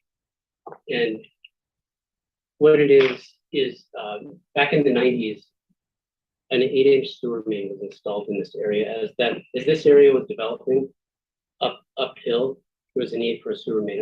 It was put along this road, this 8-inch sewer main. Unfortunately, Tracyton Beach Road is very flat. So any sewer that would have been laid would have been very flat also. We have, typically sewers have pump stations with them. They don't have low points.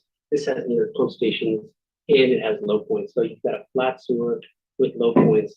And the way you get the flow through is pressure needs to build up and force upstream flow needs to force downstream flow through the main. That's not an ideal sewage. Ideally, they would have built this with pump stations. So that's a problem with the main. And the other problem is that there's so little flow that we're not getting the velocity that we need to push the flow through and keep solids within the sewage. When sewage is below 2 or 3 feet per second, the flow rate, solids start to drop out, and you get this basically sludge cake, which I'm going to show you. Oh, great. I'm sorry, I don't know if you're going to eat into that. This is a manhole at the intersection of Alta Drive. This gets cleaned out at least every week or every other week by our sewer crews. This is what happens when the sewage, in this case, the solids drop out. You get the sludge cake that builds up in manhole. It has to be jetted and cleaned in order to force it downstream.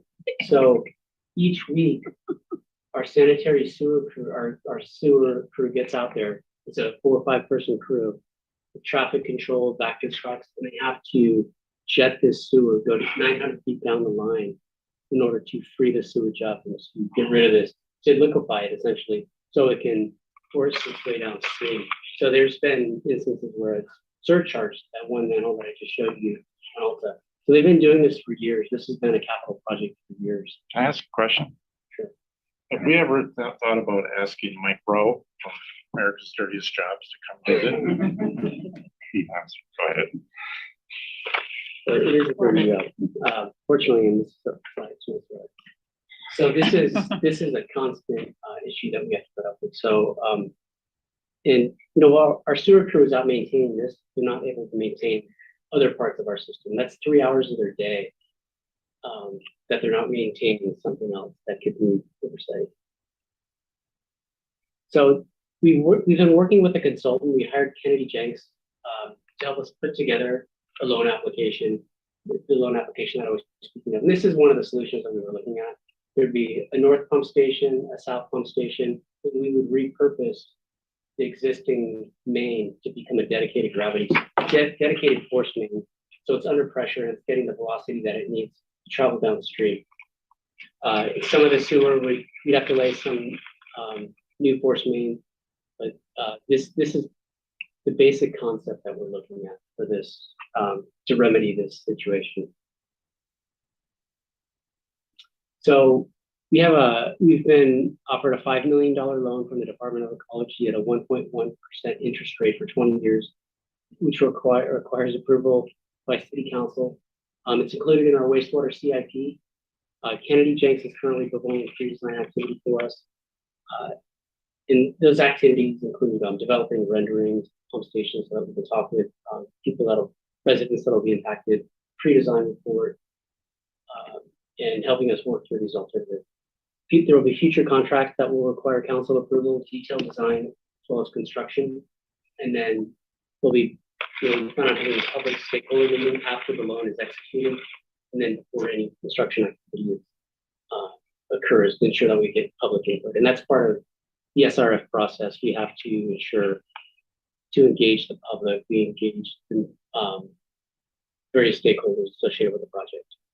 And the schedule for this is that it's currently in design, construction through 2024. If we're able to get through all the rules of, we may have to procure private property.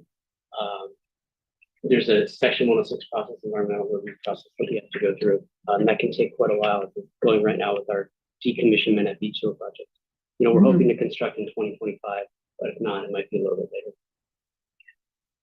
And this was presented at the Public Works Committee in July. Okay, perfect. Gotcha. And this is just to approve the loan agreement. Okay. You want the floor? I think Bill Davis did a great presentation.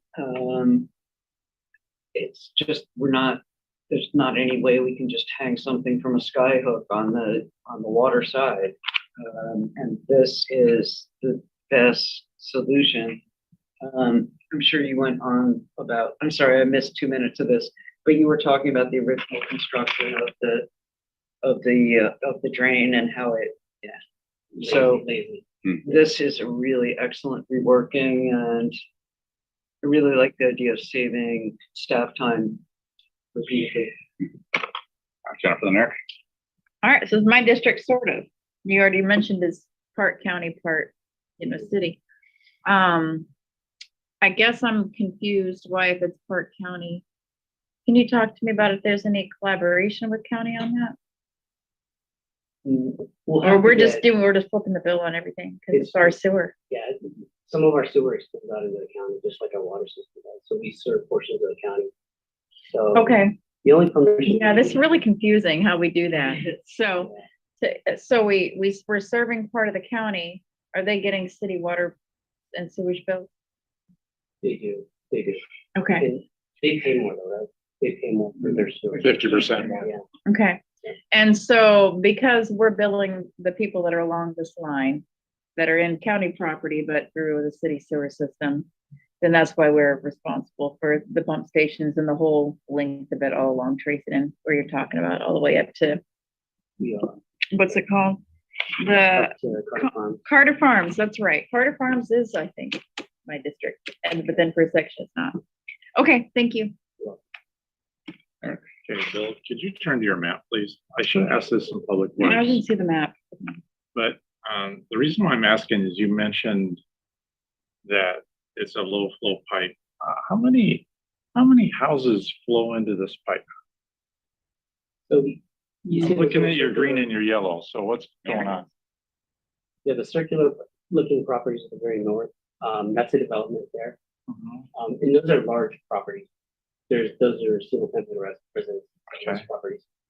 East, and that's coming in on the top end. That's the only field that I know of coming to the top end. At the north end. Okay, so let's say that's 30 houses, 40 houses. I don't know. Okay, but less than 100. Okay. Okay. The majority of the houses along here are on the septic. A lot of them. Okay. Then you've got East 31st. There's a main coming down from East 31st. All right. So what I'm getting at, and so picking this apart, is that we do have an alternative, perhaps. And I assume you guys thought of this.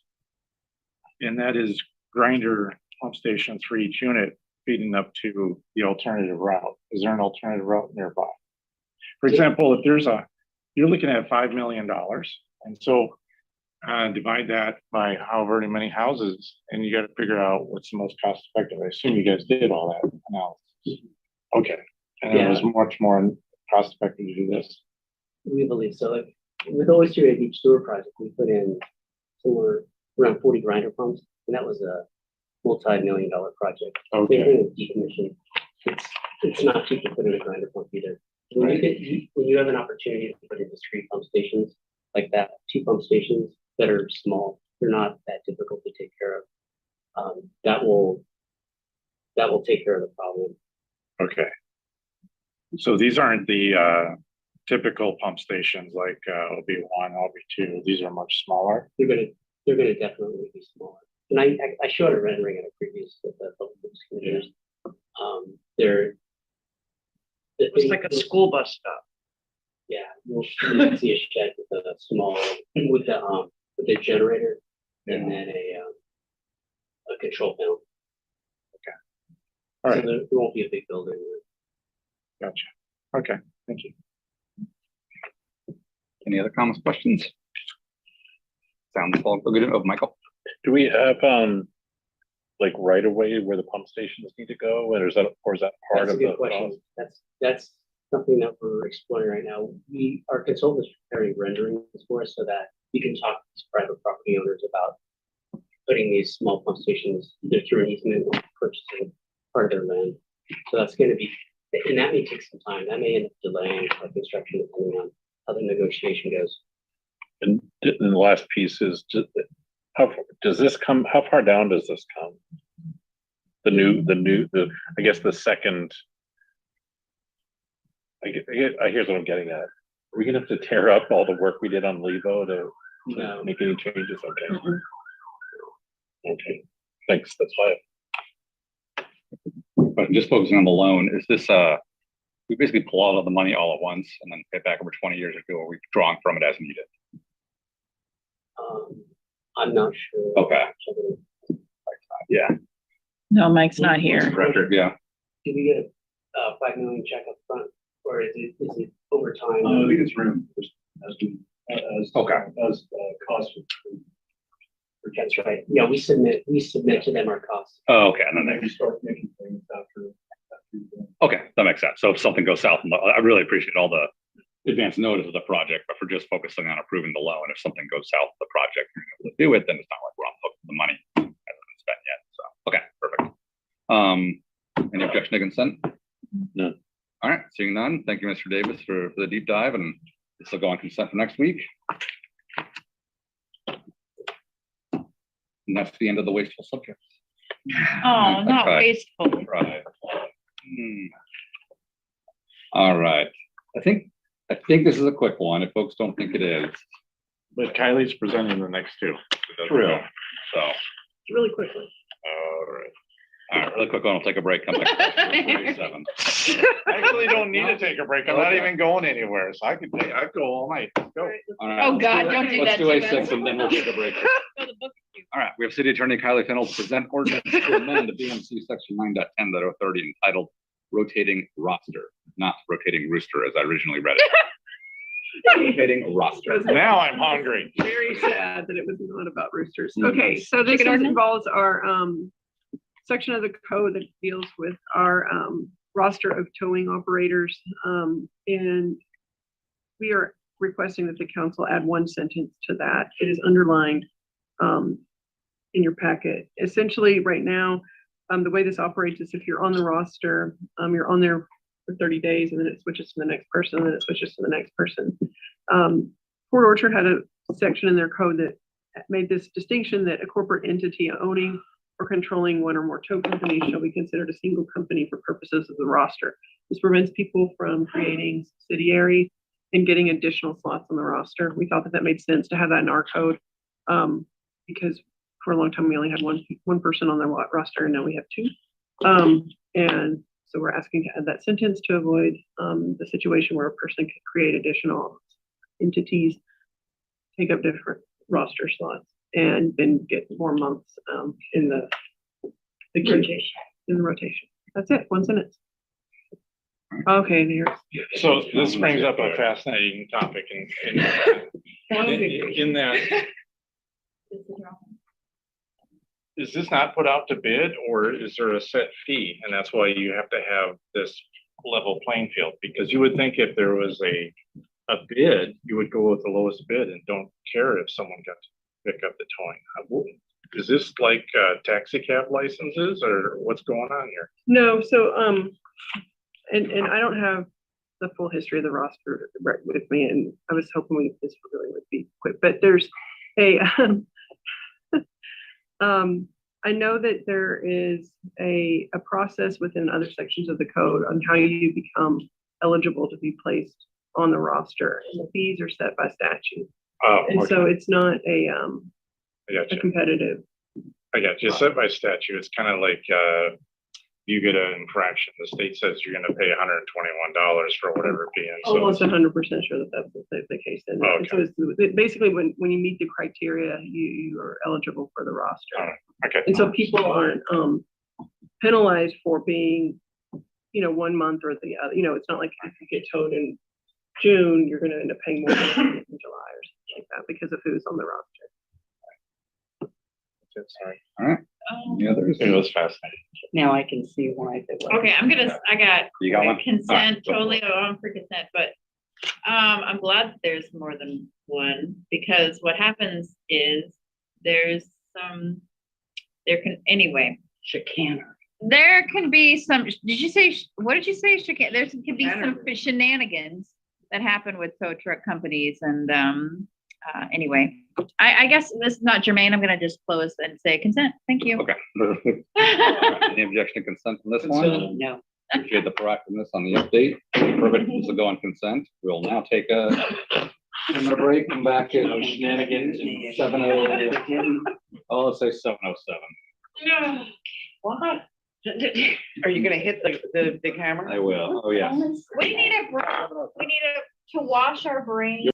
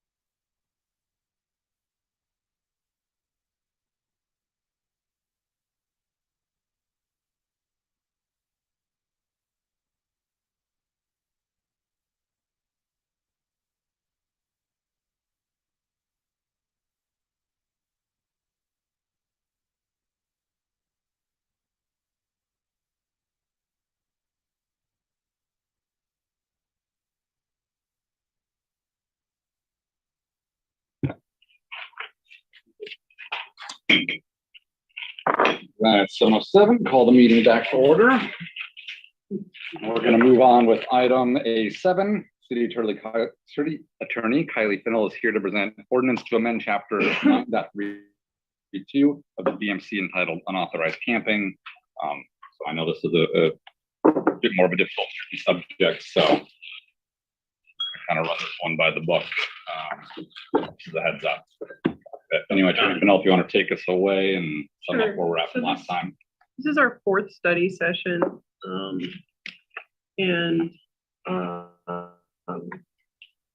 just to kind of get us started off, I just want to kind of go back to big picture. The first study session, when we talked about this, we kind of went through that MRSC AWC publication that had, like 60 something pages. And I was pointing out how the task kind of before you literally only represented one page of that 60-page document. And I just do that to kind of keep help keep us focused that we're all going to be working on issues related to our unhoused community. I think probably for the remainder of your terms and probably my term here at the city, and that there is nothing that prohibits you from revisiting this ordinance. So if conditions change or more information becomes available, or it's just not working with whatever you come up with, we can revisit it. We can make it a goal for next year to continue monitoring it. Or, I just wanted to bring us back to, this was one of your goals for this year. It's not an easy ordinance to get through, and I appreciate all the hard work that everyone's been doing, considering different options and whatnot. But I do just want to remind you that it's not, like speak now or whatever we get now, forever hold your peace, and we can't come back and revisit it or, even consider like a phased approach. If you're not sure about some, restrictions or something that one of your fellow council member has proposed, or there's not consensus on one part of it, that doesn't mean that part couldn't be brought up later. So hopefully we can kind of get to a point where there's consensus on enough items that we can get an ordinance passed that everyone is satisfied with. So Michael, I think, is supposed to be on Zoom. Is he? Yeah, there he is. He is been a part of the discussion since we started it, and will be available if we have any questions. He tried to do what you guys asked of him last time, and provided some information. If you remember, we were looking at different ways that available shelter was defined. We were looking at different restrictions that other cities had considered, and we've pulled together some additional information for you to look at with regard to that kind of thing. And that's just kind of where I'm at right now. We've gone through this, like I said, this is our fourth study session, and so I don't want to start from the top. And I'm happy to either let Council President start kind of directing who has comments, or where you want to start from here, or what, or you should go through the draft some, or whatever you want to do. So I'd say, yeah, I think excellent recap. I'd like to see us ideally that we can walk away from tonight with something to go on general business next week, just given the time we spent into it. My personal goal, but I understand if we don't get there. But I think we can. So yeah, quick recap. We had the whiteboard last time. We had general council consensus to basically add in, make sure I get this right, from the draft before that, the designated areas where no shelter space was available, the X number of feet from places in here, such as schools, at all times, regardless of available shelter space. We talked about the definition of shelter space, making sure that was well defined and understood, and then the manner kind of regulating structures. We talked about the difference between a tent, a bunch of pallets, a whole shed, kind of spectrum of where you draw the line. want to make sure I'm not forgetting anything else from last time. Sensitive areas.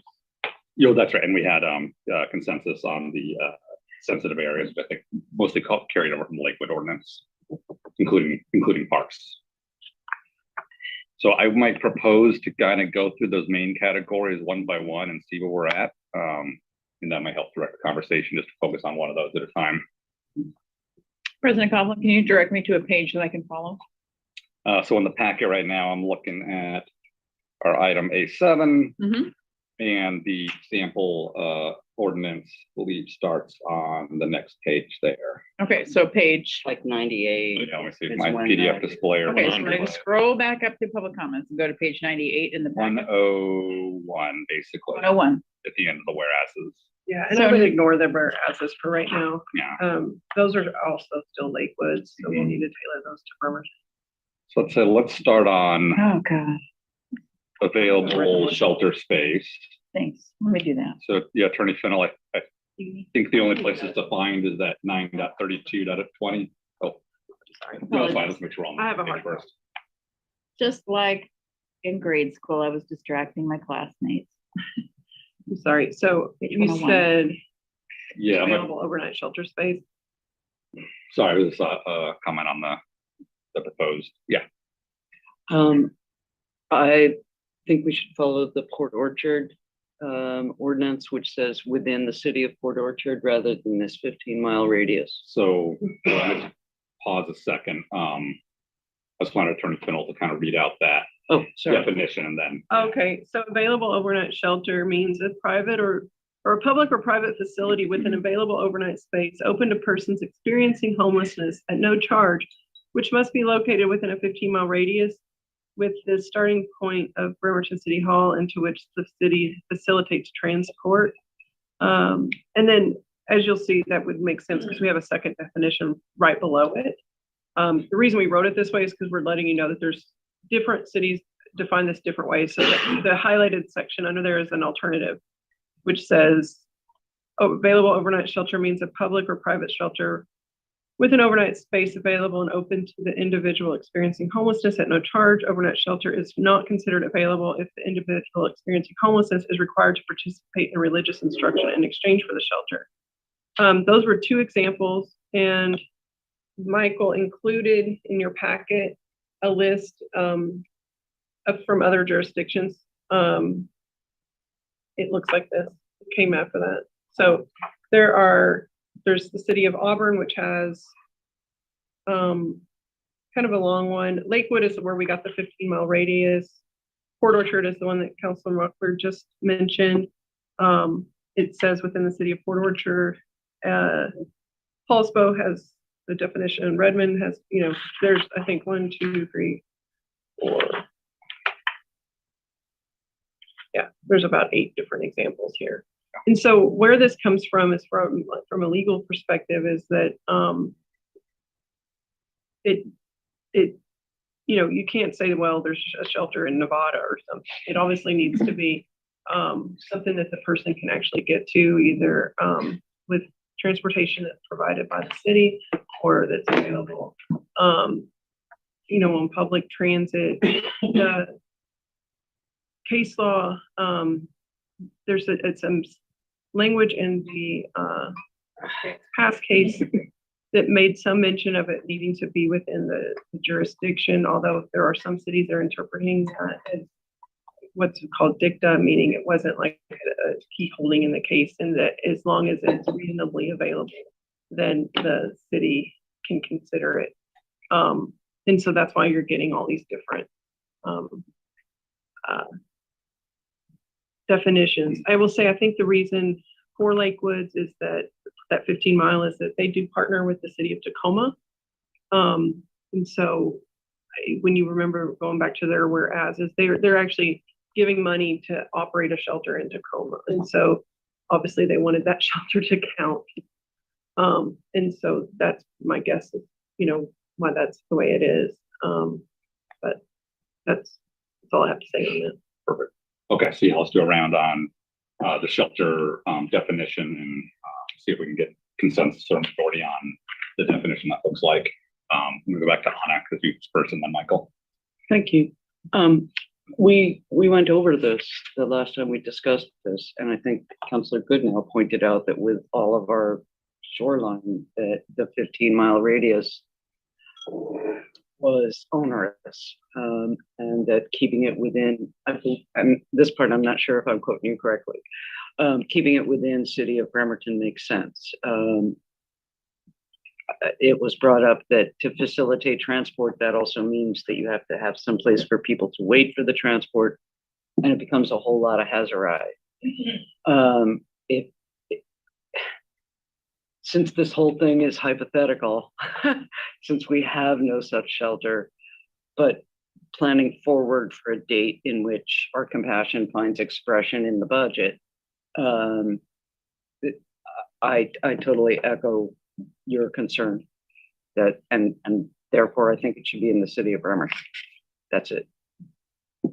So I'm not necessarily beholden to the city, but I just thought that the thing was crazy. The first thing is, if it says the City of Bremerton, we could offer them something outside the City of Bremerton if we were able to find space, but they don't have to accept it. Is that how you would? Well, it wouldn't be interpret considered, that? what would, that would mean is that if a person, was camping in an area that was, camping was prohibited, and there, let's say, there's a shelter space in Port Orchard, and there is, a way for the person to, like, arrangements can be made for them to be transported there. If our definition says within the City of Bremerton, then that would not be considered available shelter.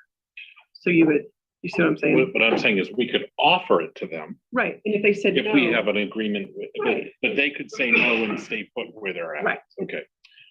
I, in this hope we have of working with other county partners, I'd like to see us maybe have some language that says within the City of Bremerton or one of its neighboring partners or something like that. We're not looking to send folks to Nevada, but I want to make sure we're being an advocate for the folks, but I don't want us to create some technicality. Like, what if the county built a big shelter on hypothetical, on Riddell, it's literally across the street, and then that's now too far because we've drawn a line. I just want to make sure that we, wherever reasonable housing can be found, folks who can afford housing are having to go a distance to find housing they can afford at this point also. So I want to make sure that the first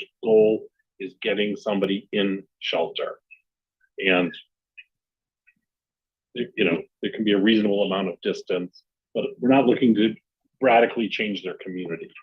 So, but I guess the first thing I was saying is, if it said Bremerton, we could still offer them a bed in the county, but they could maybe opt not take it. But I think we should have some language that's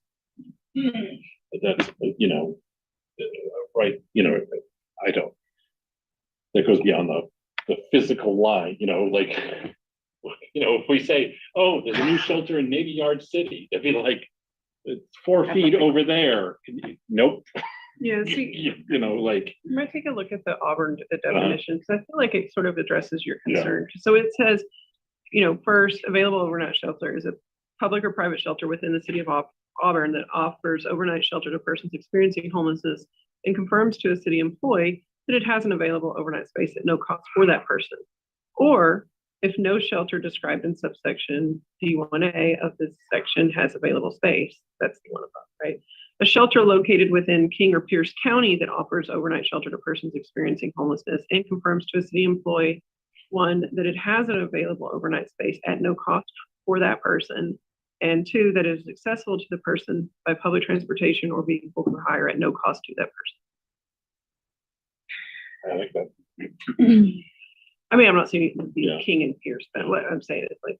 No, yes, yeah. I could say within Kitsap Kitsap County. Yeah, I wouldn't say Mason. That's a very different community. Denise,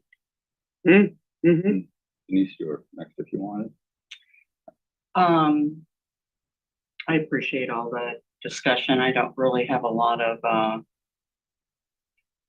feeling about that. Looking at the City of Auburn, and tell me if this isn't a correct time to bring this up, but it's under shelter space definitions. I'm interested in whether or not you are including, or we would be including C then. Which makes it clear that an overnight shelter would be considered available if an individual is prevented from using that space because of their past or present behavior. Yeah.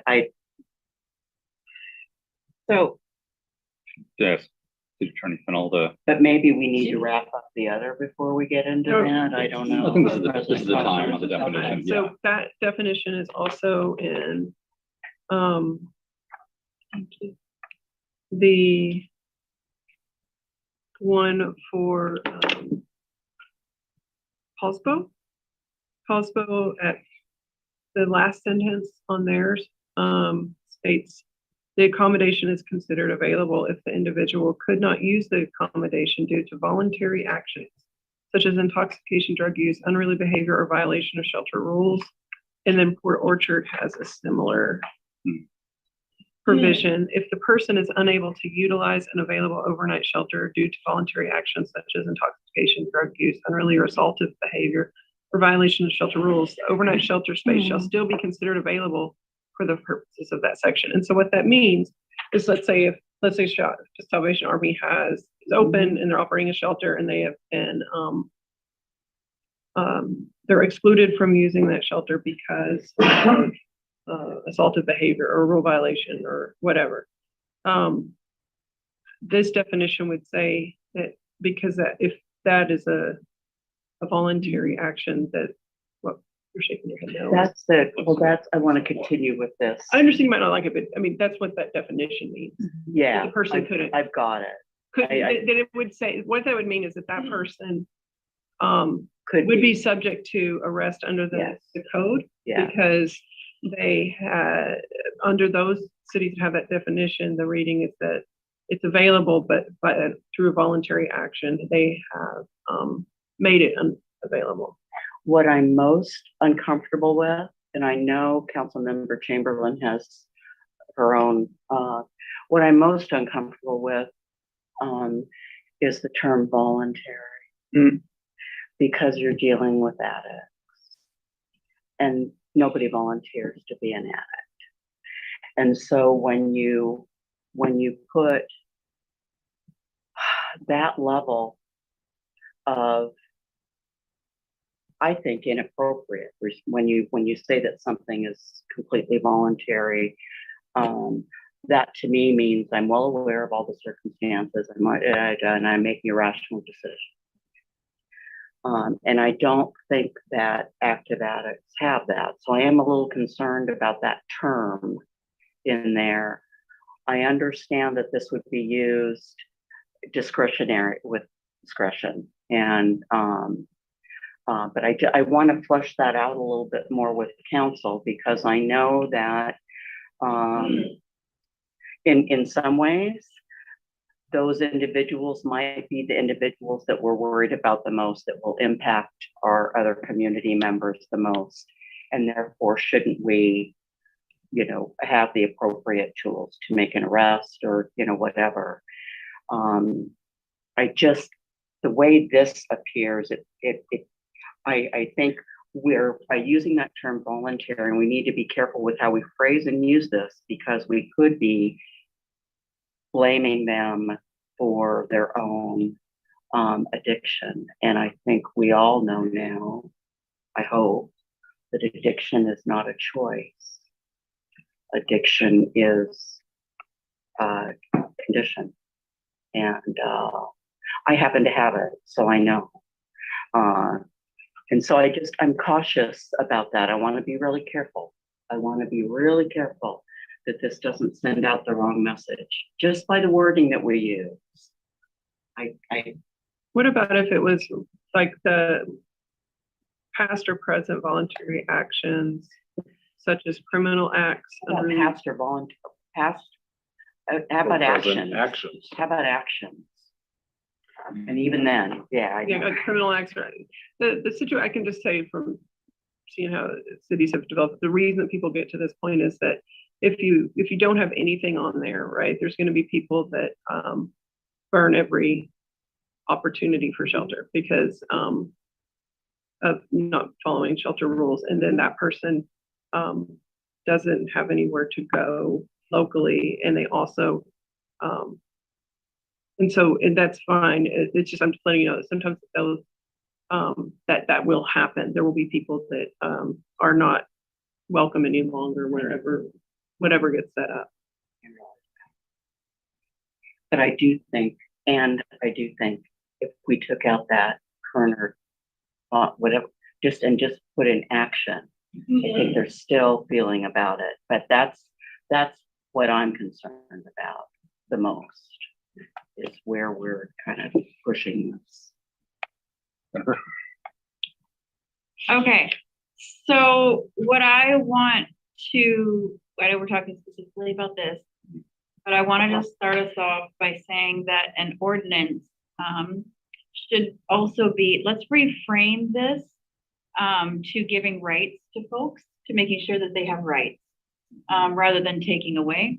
So if you can refrain, if you can reframe it to that and have an attitude of we are giving folks rights, then maybe we can see these items in a different way. I just wanted to put that out there because we want to not only protect our property owners, but want to protect our citizens that have no property, right? I see the whole thing is problematic because people get kicked out on the will of whoever's working, sometimes good reasons, sometimes gray areas. And when we have a shelter, there's one. And so if they piss somebody off who's working there, they have the overnight people, they just don't have a good relationship. And they constantly are getting kicked out, which does not always happen because of violence. Because sometimes here's some of the situations that I saw when I worked in the overnight shelter where there was somebody was upset about a policy and they argued with the person loudly and they were booted out. There was another situation where somebody was mentally ill and he was not on his medication. He had no caseworker. But because he was unsafe to that community, they booted him out. So there's one shelter, when they're open, and having any of that language in there is problematic for me, just like having just one tow company. Thank you. Anyone else in this round? Okay, so I'm struggling with, I don't like either one of the definitions that are in the code. And then I was like the Poulsbo one, I'm hearing your comments on, so the Poulsbo one is on page 110 of your packet. To me, the Poulsbo one is more comprehensive, dare I say more thoughtful than the City of Port Orchard one, because it takes into account various circumstances, religion, and all that stuff. It still has that language that I'm hearing some council members are opposed to. So in order to reach consensus on that, I understand why they have the language in there. And because it's been the same similar language has been passed by various jurisdictions, I assume this is, the attorneys are saying that's constitutional. You can deny someone their space, or you can say that there is space available, even though technically it's not, because this person or persons fall under this category and effectively can't go to the shelter. But they're saying, cut cookies, you meet the term, you got to go somewhere. Yeah. That's past legal muster or hasn't been challenged? Hasn't been challenged. I would say, if I will say, like, given how the challenges to similar codes have been going, the less risky, I guess, proposition would be to not put it in there. Right. Okay. So Obviously, the less you legislate people, the less likely. Okay. Right? So But I have not seen a specific challenge. Michael, am I missing? Can you? No, there hasn't been a challenge to that specifically. In fact, Paulsbo, I believe, did not update their ordinance with when the recent case law came out because they believed it to be constitutional anyway. So that's an older definition as well. So let's give this scenario where we have this ordinance in place. We have a person that has prior interactions with our only shelter, and that person has been effectively trespassed or banned from that shelter. If we enact one of these codes with that clause that we're all talking about, that person can basically be told, effectively get out of town because you're not allowed to camp and you're not allowed to be at the shelter. Right? If we don't have that clause in there, that person then can camp in the city of Bremerton. Okay, that's what we're saying. And so you see the problem there. Okay, so we're in a catch-22 here. The only way, that's a tough one. It's particularly tough if you have one shelter, right? If there are multiple options for people, then it becomes less of a problem. I think you say, because if what Council Member Chamberlain was talking about, if it was something where a person has a particular problem with some staff person or something like that, presumably, that's what I'm saying. If it's something more arbitrary, it's unlikely to be a problem everywhere. Does that make sense? Yeah. If it's a problem everywhere, then it's one of those things where it's like, well, maybe you're the problem, right? But even if they are the problem, they need to have somewhere to sleep. So right? I mean, he's giving us now. So I'm just talking out loud. This is all about brainstorming. The only effective solution then is you have your shelters in your community. And for those people that can't go to those shelters because they've been banned, and if you don't want them camping anywhere within the city, then we need to have a designated camp spot in the city. Right. But most of those places also have rules, right? So like. Understood. And so what I'm saying is they should be allowed to stay there, but we had plenty of testimony, wherever it was 2 or 3 weeks ago or a month ago, that said, we want you to enforce the law. So if they are breaking the law while they're there, then they get prosecuted. Yeah. That's what the testimony I heard from a lot of the houseless advocates. They want to be policed if someone's breaking the law. But the way this is written, if you have for lack of a better term, a prior conviction, you're effectively can't go to the shelter. And these people are already downtrodden enough. Really? That's pretty insensitive, in my opinion. So if that's the case, then there needs to be a relief valve. And I'm sorry, but the city is going to either accept camping throughout its areas, or we could designate certain parks or whatever, or the alternative is to have a designated camping spot, which I think would, unfortunately, it sounds like we need to have both the shelters and a designated camping spot in order for this to be effective. That's the way I see it. I don't think you're going to get this in an ordinance for next week. I'm sorry. So, but that's all. If I can build on that. Yeah, I was supposed to take my turn and say, definitely, we're building it piecemeal, but you're right, a lot of these are related. Am I hearing mostly consensus on let's say the first two of Auburn, that basically says in the city, but then if there is essentially transportation within Kitsap County, we would word it to that acceptable? Do you mean A and B? A and B, yeah, of Auburn. Not to say that we couldn't add to it, but just I want to see if we're mostly good on that.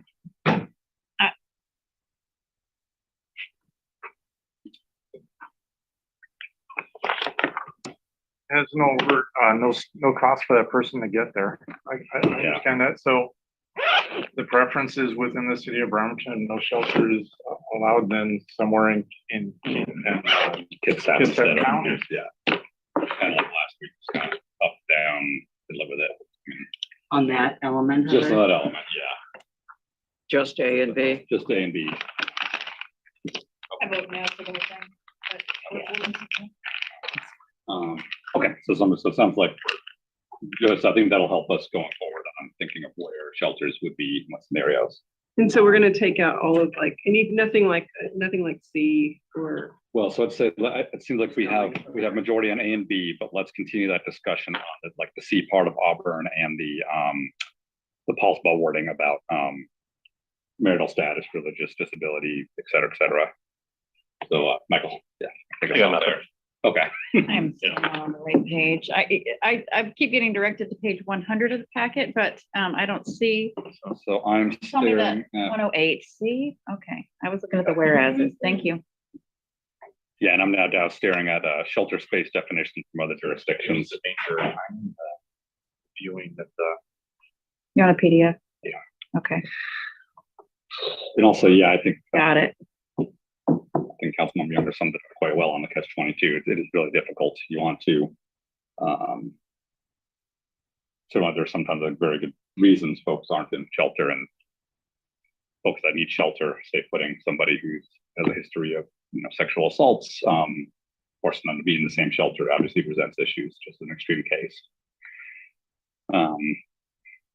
That's what Salvation Army is, by the way. Go either way, yeah. They have, it's a low barrier. They have a separate room for families and people who have, but not people who experience trauma don't necessarily get to be in that room. Yeah, So everybody's mixed in. Yeah. Well, I just made that clarifying statement, just so y'all know how that works. Okay, just taking my turn talking. Sorry. What's Apologies. your thought there? Okay. Anyway, let's do the round on C, or we can set it aside. We can set it aside until we get to and talk about the designated areas that we talked about last time. Maybe that'll help inform it. I still think we should simply repeal this ordinance because it's unconstitutional, but I know I represent a very small minority. There we go. That's exhausting. Can I go on that tangent real quick? Because I've heard that a few times. What we're crafting now would replace the current ordinance, correct? I mean, it effectively would repeal that old ordinance and replace it with what we're crafting. We understand that. Yeah. We understand that. We're intelligent in that way. But we also understand it's unconstitutional in its current form. And I say we repeal it as well. Yeah, let's go back to one at a time. I was one at a time. I was separate. She finished. You made a statement, then I made a statement. That was one at a time. Thank you, sir. Okay. All right, I'm going to say, let's move on to the separate areas discussion from last time. So Attorney Fennell, can you walk us through on the proposed resolution of where the separate areas were kind of defined and called out? When you say separate areas, you mean areas where camping would be prohibited all the time, or are you? The other one where when there is no shelter space, that there will be designated areas. Oh, okay, wait, can I just ask a question though? Are we just not gonna, we're just leaving that question about the actions and all that? Yeah, let's leave it on the board. Okay. Let's leave that kind of section C from Auburn on the board for now. It sounds like we might need to discuss the designated sites before. Okay, sorry, I missed that. Yeah. All right. I disagree. I think it's a separate issue. I think that it's a basic eligibility. And I really feel strongly that this aspect of it, if they can't get into a shelter because of their behavior, I'd like to see that removed until we have. Yeah, I think that's what we were full saying. services. Yeah, but I don't want to just leave. I think, I mean, we You can wanna see if we go can come to around a- and see if we can come to Okay. some consensus about it, but leaving it in, the other thing I want to say, since this is around, is that I think that completely obliterating this, repealing this, I understand why you want it. it's a message. And I don't think it's the message we want to send.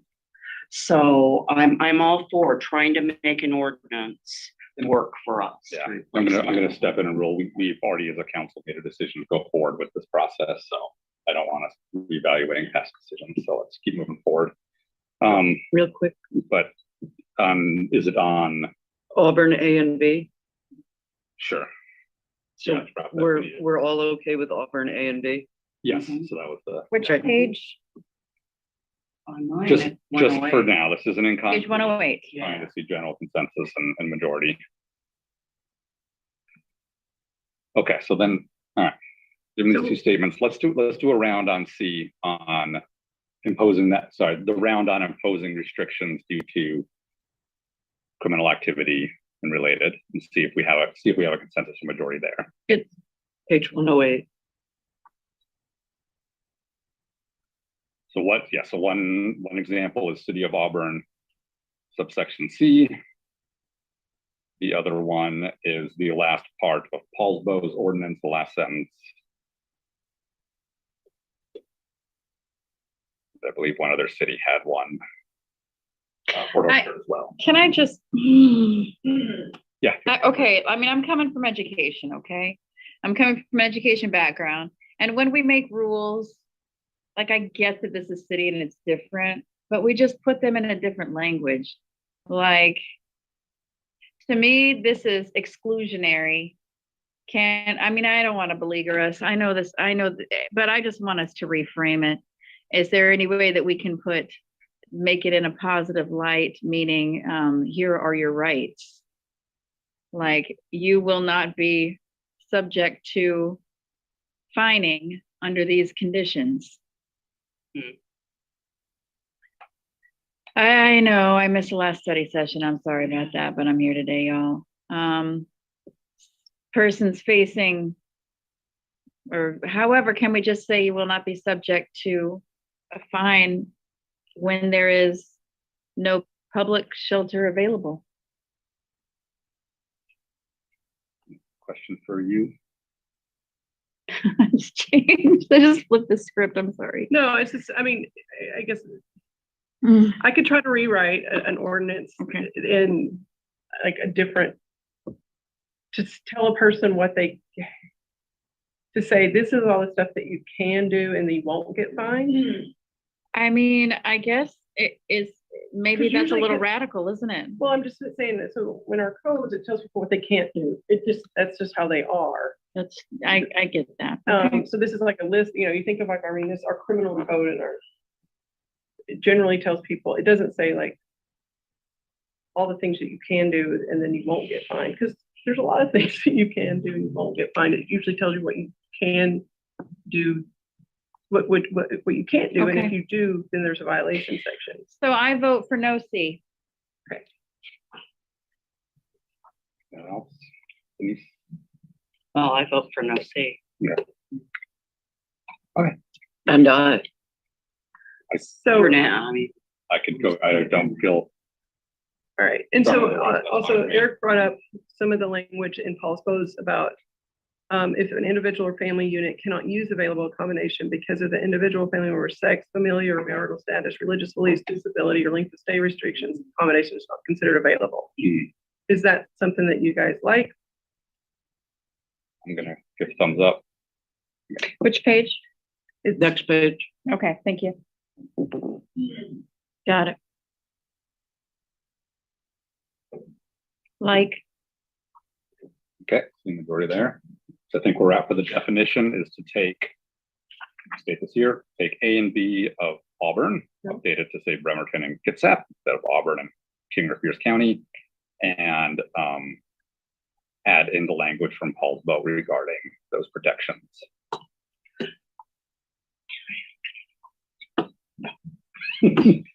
Yes, okay. So I think we got that hammered out. Go for it, Denise. I'm wondering, what, I keep thinking, I know that there's a percentage of individuals who have been barred from shelters who shouldn't have been barred from shelters. That's a given. That happens all the time. Having said that, there's also a percentage of them that should be parked, right? Probably, I would just chance. I guess I'm a little concerned about law enforcement's response to that. I would worry about them feeling like we're not giving them the tools they need to take care of a situation. But I probably should have brought that up a long time ago. Well, it's also one of those things that if it doesn't work, we can always come back. Yeah. And just to address your concerns, if they're breaking a law. Right, it's not like a Yeah, pass. yeah. It would be if, right. It's not like it's an additional rule that they're breaking that we're enforcing on them. If they're trespassing, if they're breaking windows all over the city.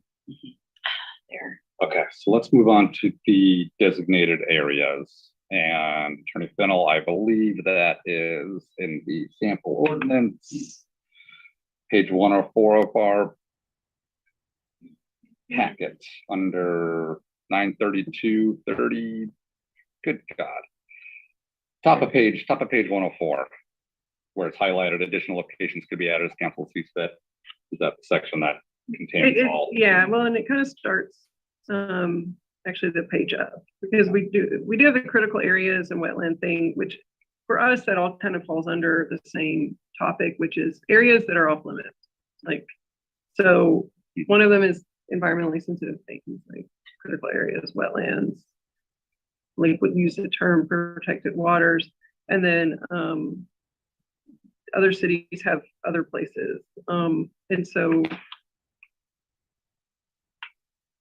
we went through that. There was a big list last week or 2 weeks ago on who all was doing what. I read, if you recall,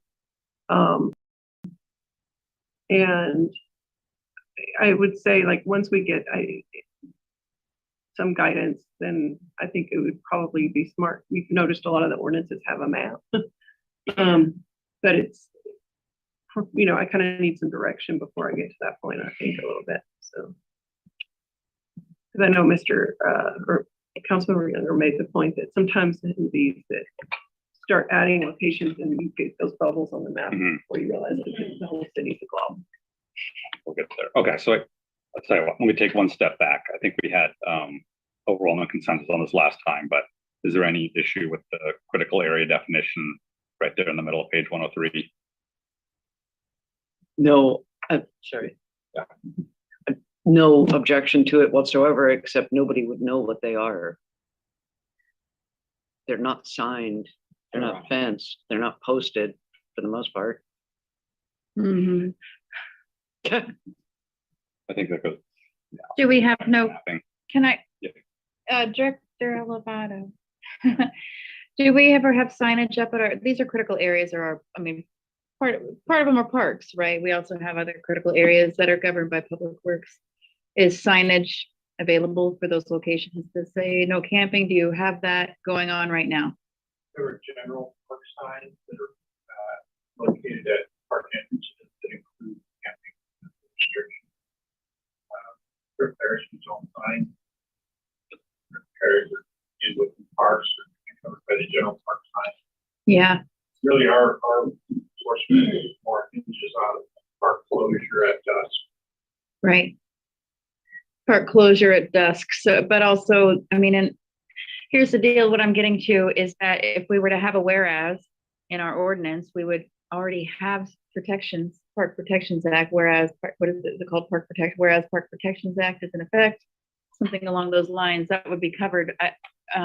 Are all critical, what about all the rest of the, when I am asking about critical areas, I just want to make sure, as Councilor Mockler stated, that they have signs. None of them. None of them. Well, and sorry. Yep, none of them. so would signage be available to be placed in critical areas? Okay. Garrett, briefly, wetlands within the only critical area that has addition of development required.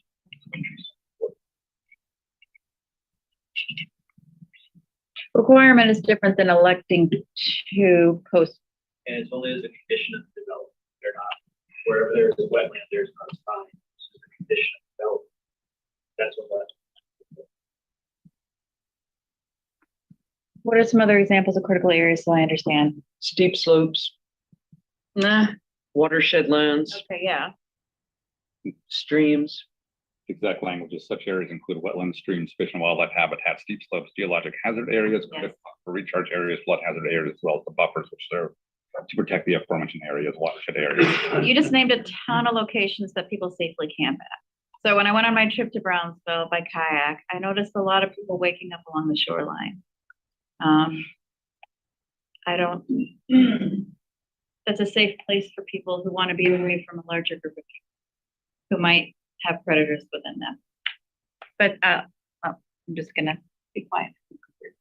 Any other round of comments on? Can I do critical a real areas? quick follow-up on critical areas? Yeah. So it's my understanding that it would just be like, hey, this is a wetland, you can't camp here. If somebody were to come along, you know, like a law enforcement person or a brave neighbor and just go, hey, this is a wetland, you're gonna mess up the wetland. This is a stream. So it's my understanding that that's the only way this is used. Or this is a steep slope, it's gonna rain, you're gonna find yourself down at the valley in the morning. I think that is optimistic viewpoint. That is the only way that it would be used. Oh, I did not say that. I said that's the way, Okay. that's the intent. Okay. Sorry. Anyone else want to comment on critical wetland? All right, let me look for thumbs if the existing languages and sample ordinance is acceptable. All right, majority, so we'll keep that there in critical areas. Let's go down to Attorney Fennell, what do you think that makes sense to tackle first, either the X distance or the designated area? I would say, well, We could just go down the page. well, sub 4 Yeah, has a bunch of areas, like beyond, you know, it has the within XXX feet Mhm. from preschool, daycare center, early learning facility, elementary school, junior highs, high school, communities facility or playground. So like, I mean, if you're doing those, I think I guess. yeah, so let's talk on that topic. So this was, put out there to council with the X feet from these types of places at all times would be off limits. So does everybody, before we do a round of comments on that, see the sample language that's in there? That's the bottom of page 103. So I'm okay with the language, but give me examples of where they can camp then. So, Yeah. No, but you're telling us where they can't camp. All these. right, okay, let's do a round. Eric, you want first? Yeah. Well, so that's the question. If it's with, I understand your criteria and you gotta work on how many people are preschool. So the way I'm reading this, they can still then camp in the public right of way, which is where we are getting the majority of our complaints from our citizens. So you understand what you're It doing. wouldn't be right away within so many feet of these places though. No, I understand. And I'm not saying that's not the appropriate, place, but I'm just letting you know that by excluding, putting these all as exclusions, you're basically saying then camping, if they don't have a shelter available, will be in the right of way across from or on the sidewalk or whatever in front of someone's house. You understand that by doing all these restrictions, they have to go somewhere. They're be allowed.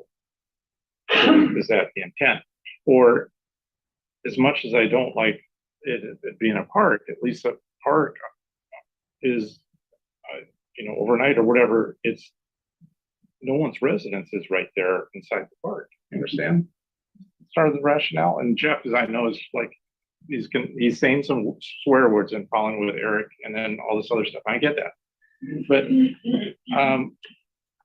that's what I'm wrapping around. Believe me, I'm struggling with that. Certainly, if you start making that list really long, Yeah. just like what you talked about, it means that where camping is allowed, it gets necessarily smaller, right? And so, like I said, when we looked at these originally, right, I think you like Lakewood. Lakewood's only did the environmental stuff. But we've also looked at other cities that have done, more than that. So your points, I mean, like I said, these really aren't my ordinances. I'm just throwing these out there as what other cities have been doing. But where that would lead then would be so that the right of way around those locations would be off limits. It wouldn't be off limits where, and so but then there's a separate ordinance that makes us keep right of way clear, right? So you can't put tents in the roads, you can't put tents in our sidewalks, or we're going to be at risk for ADA violation. And so it would really end up being planting strips, areas, those like wedges that sometimes are, at corners and things, city property that is not developed. And I think that's the key. I think you could have all those restrictions, including right away. I think we talked about there's how many city-owned properties that are vacant? 31. Okay. Some of them are out by Lake Tahoe. Oh, okay, but I mean, this is tough. I know I'm throwing this out again. It's just brainstorming. But if you're going to exclude parks, then it has to be any city-owned property other than buildings, parking lots, whatever, conduct business. You can't just say within X feet on a right-of-way because you're going to have people suing under the ADA and all that. The sidewalks, people want to be able to walk on that. So that's not ideal either. But at the same point, you need to have a place. They're citizens too, and they have the right to public property in my. So here's where I'm going with this. I know we're under 030, and on the following page, under the enforcement suspended, this is my solution, is where it says the authority to issue a citation or arrest and file charges for a violation of this section shall be suspended anytime there's no available overnight shelter space for the individual camping or a designated camping location. Okay? So that puts the onus on the city to come up with one or two designated camping locations. If they don't, then the individual or individuals can camp anywhere on public property. And that's where we tweak, if you want, to have these exclusions for unauthorized camping regardless, but don't make it so restrictive that they have nowhere to go. That's where I am going with this. Okay? And I can't tell you tonight, and I think the mayor needs to be involved along with his department heads in figuring this out, because I don't work 40 plus hours a week examining all the properties. And we have this section here that says where these designated site locations are. That's the administration to come up to the council and say, these are the ones we recommend. And by the way, we recommend, making these off limits because our department heads are our subject matter experts. They know the city. We know the city too. I get that. We do know the city, but as far as all the mechanics of all this, and that's where I am at. And it balances the testimony from the people we heard at MLK, the homeowners that say, please, I need quiet enjoyment of my property, my perceived safety, etc. And it balances the needs of the people that are unhoused in that it's not enforced, if there's no shelter space and or there's no camping space. Okay, so that should cover everyone. Again, if you're violent, you're so extreme that you're a danger, you're going to be breaking some law and you're going to get arrested. Okay, that's the provision here. I'm sorry, there has to be that relief, And then, so to me, what I just said kind of balances it all out. But it's really on the city to have a designated camping area. It really is. So coming full circle, I think one of the first things I talked about was that there would be just to amend the code to add C and D. I'm sorry. Yeah. So so when we originally talked about this, it was, the big decision tree was, repeal or amend, right? And then it went down to, okay, we're going down the amendment road. And I said, the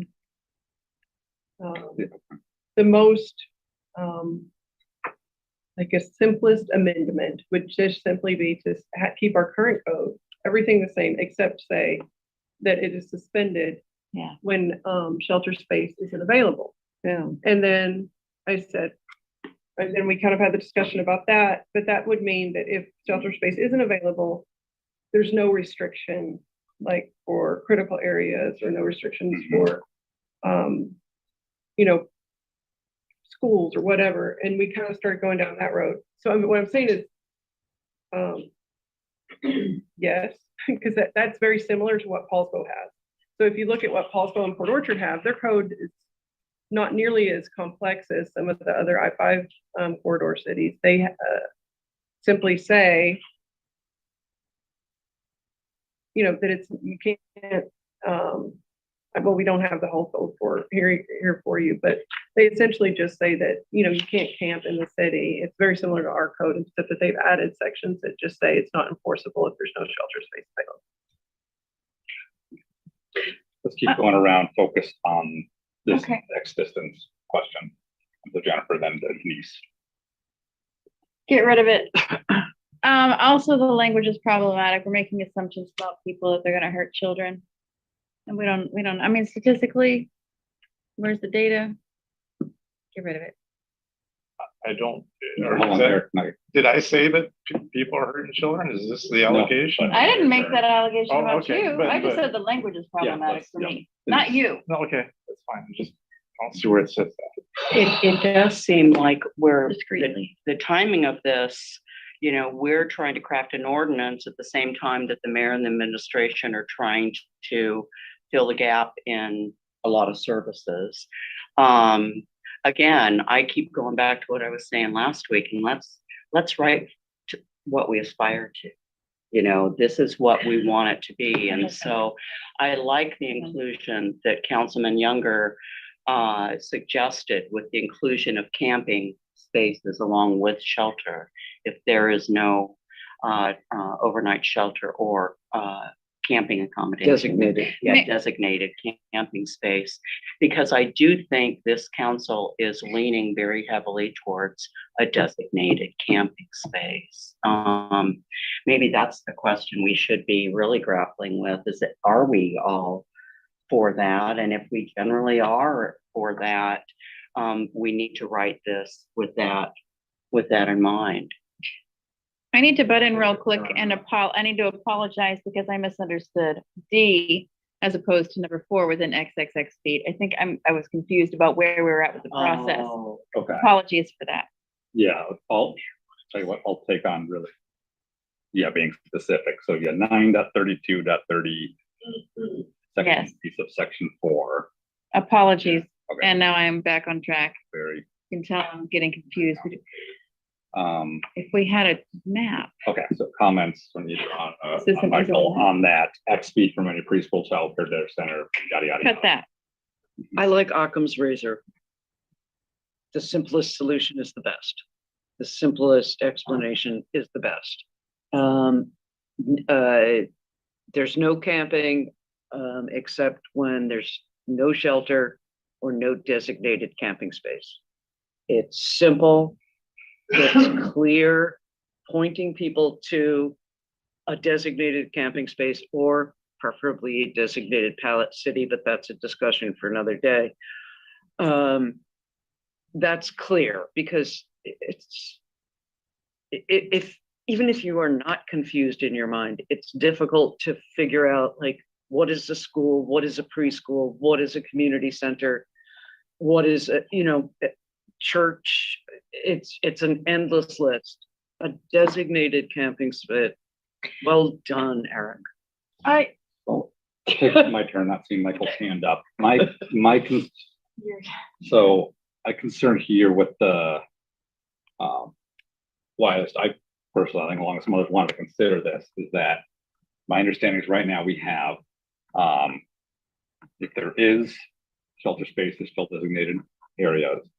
I'm worried in the situation of what if there's never enough shelter space? I would love to see us get there, but you know, what if Bremerton built 5-10 shelters tomorrow, and by definition, whatever in the county, and it all still is full?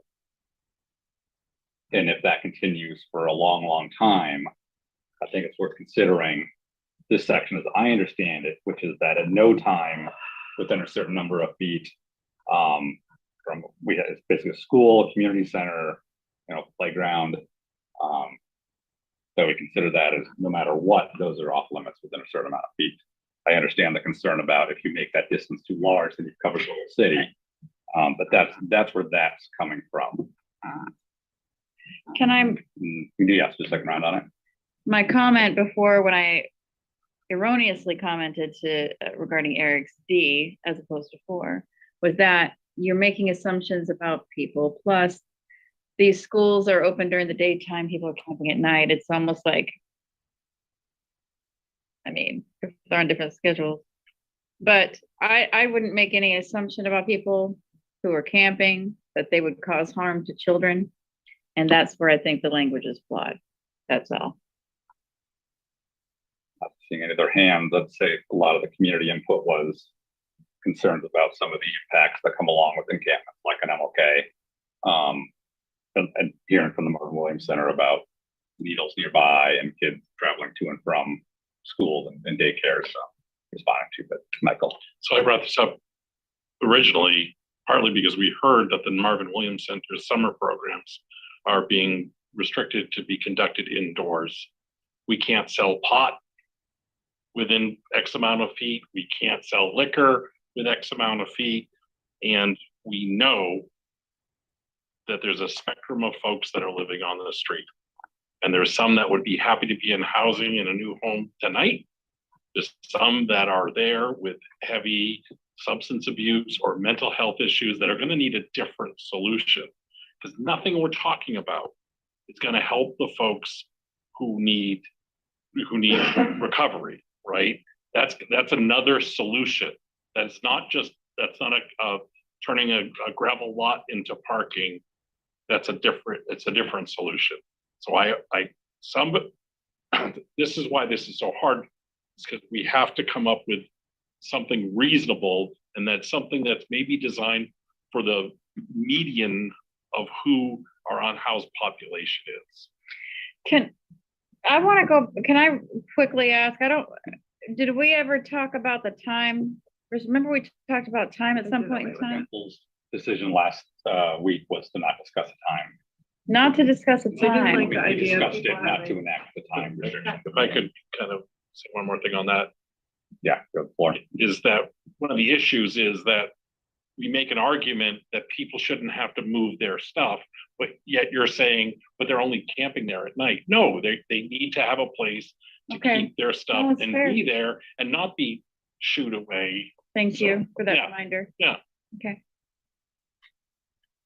Any more comments on? Yeah, Eric. Yeah, so Jeff, what I would advocate is for unauthorized camping in public places, period, regardless of the conditions, they would be number 2, 3, and 4. Critical areas, city-owned buildings, parking lots, and within XX feet from any preschool.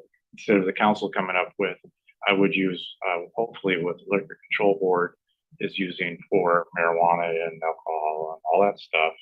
So we're not reinventing the wheel. We're just adopting a current standard that's kind of a state law. And I would be okay with that. It is 1,000 feet. You're not, that's gonna be everywhere. Y'all, we got I so will many say schools. that, our cannabis retailers will tell you that it's pretty much everywhere. Then why do we got so many pop stores in this town? Is liquor the same? Trying to diminish the number of schools. But I'm just saying, like where, yeah. It's a very, okay. I just know that I've heard complaints about it. So perhaps 500 feet would be appropriate. I don't know.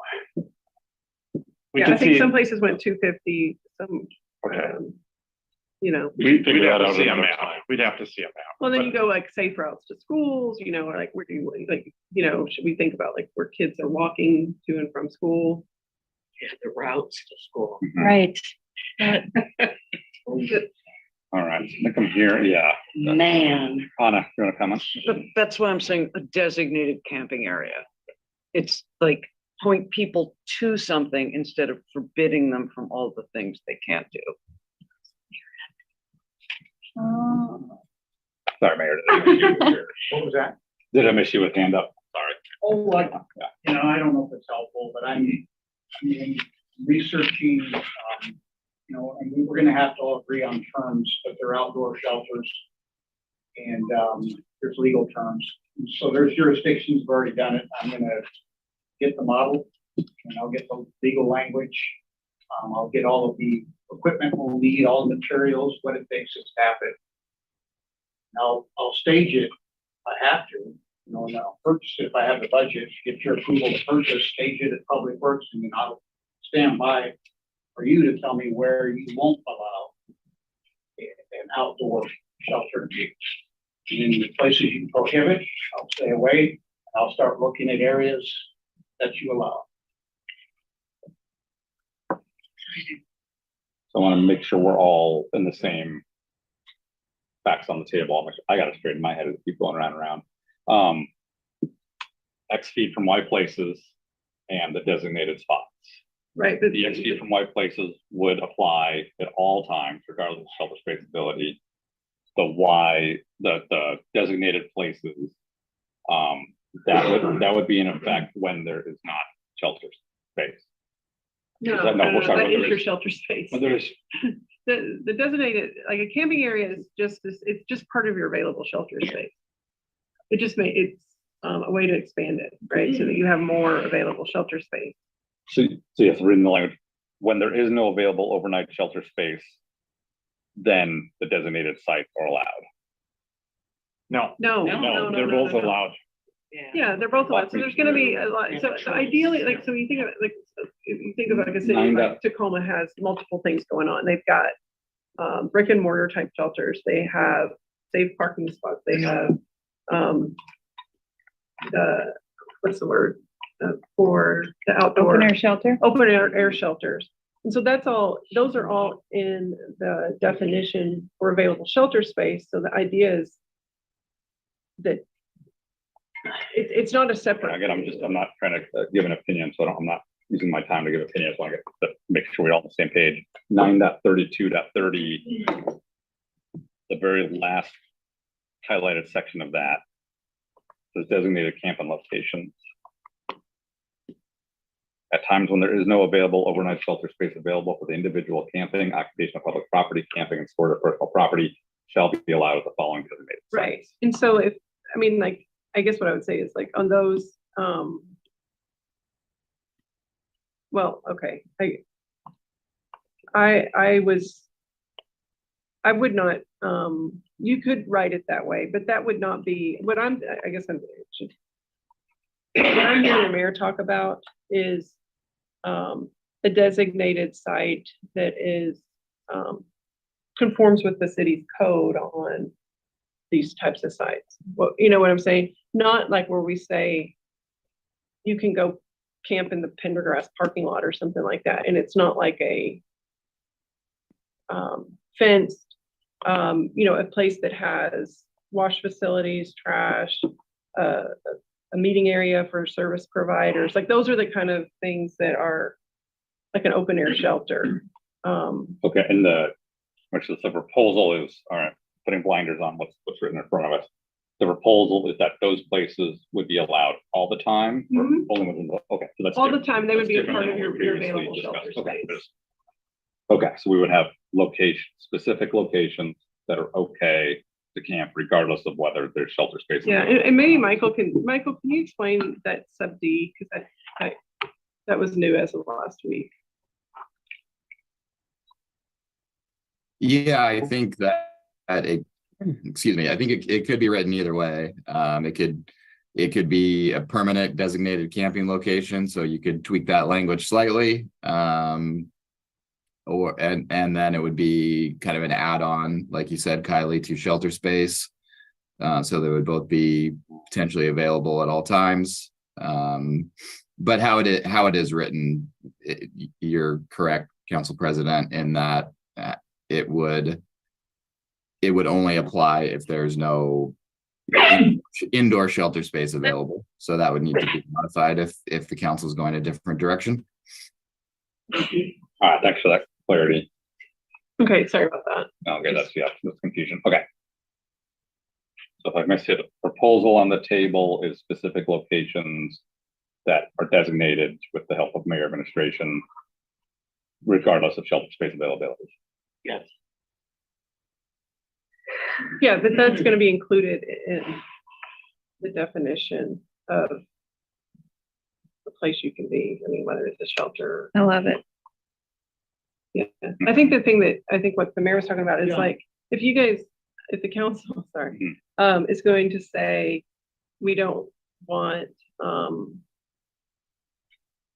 this type of, activity this many feet from this location or that many feet from that location, then, does that apply to just an unsanctioned camp? Or is that applied to something that the administration puts somewhere? Because I think what the mayor is talking about was that waiting for the council to say, where are you going to allow this type of thing? And then give me those parameters, and then administration can go and try to get. My interpretation, if you don't mind. Yeah, please. Is, if you outright prohibit, then that's the area you won't want, either this regulated outdoor shelter or the typical public right-of-way spot that we're seeing people in now. That's outright prohibited. Everywhere else is going to be a place I'm going to start looking. So it'll be, you will allow everywhere else, we don't have a shelter space, you're going to allow camping on right-of-way, or you're going to allow me to locate areas where we can do this open air shelter. Okay. Around a lot of them, Eric. Do we believe we're going to have an ordinance for next week? No. At this point, unlikely. Then I would move that we limit debate on this matter, as it is 8:20. Let's see if we can get at least a draft. I've got a motion before the council. Fair enough. Anybody want a second? Is there a second to close Nope. debate or limit? Okay, just to limit debate on this matter. Second. I want to throw something out. I think it might. We have a satisfy motion and a everybody. second. Can you clarify the limit No, to 15 more minutes? I take away Limited my until- second. Are we worried about our car turning into a pumpkin, or, it's only 8:20, so Well, we get paid for this. Let's continue on. I made a motion. Yeah. I have a second. You don't have a second. All right. No, I took it away. I just want a clear My motion. second. Excuse me. Okay. Okay. Clear motion. Yeah. Okay. So, All right, we'll keep going. and I apologize if I sound like I'm going back and forth. Jeff, you had some good ideas about X amount of feet, all that stuff. And Anna reminded me, let's go back to the basics. And I think what I'm about to say, will somewhat satisfy the people that say, throw the whole thing out, and the people that say, oh no, we need to have something in place. And it's really simple. And so when you're looking at page 103, where it says unauthorized camping, basically it keeps our current ordinance, but puts the exception in. And so hopefully it basically makes it unenforceable if we don't have the two conditions met. So it would read as follows. You would keep A, do not do anything with B, any of these other exemptions. You're clouding this, and I'm sorry, people are on their down and outs. They're not going to be thinking, am I X amount of feet from any of this? Can I do this? Is this a critical area? We're making it too complicated. Keep it simple, stupid. So here's how we say it. Unauthorized camping in public places, except as permitted, where it says A, by permit pursuant to BMC 932.0640, or as otherwise provided by city code or ordinance, it shall be unlawful for any person to camp in or otherwise occupy any public place or public property And then that's the one main section, okay? The next section is on the next page. The enforcement is suspended, the second part. The authority to issue a citation or arrest and file charges for a violation of the section shall be suspended anytime there is no available overnight shelter space for the individual camping or overnight shelter space or a designated camping location for the individual camping. And that's simple, and that's all you need. Thumbs up. That's all you need.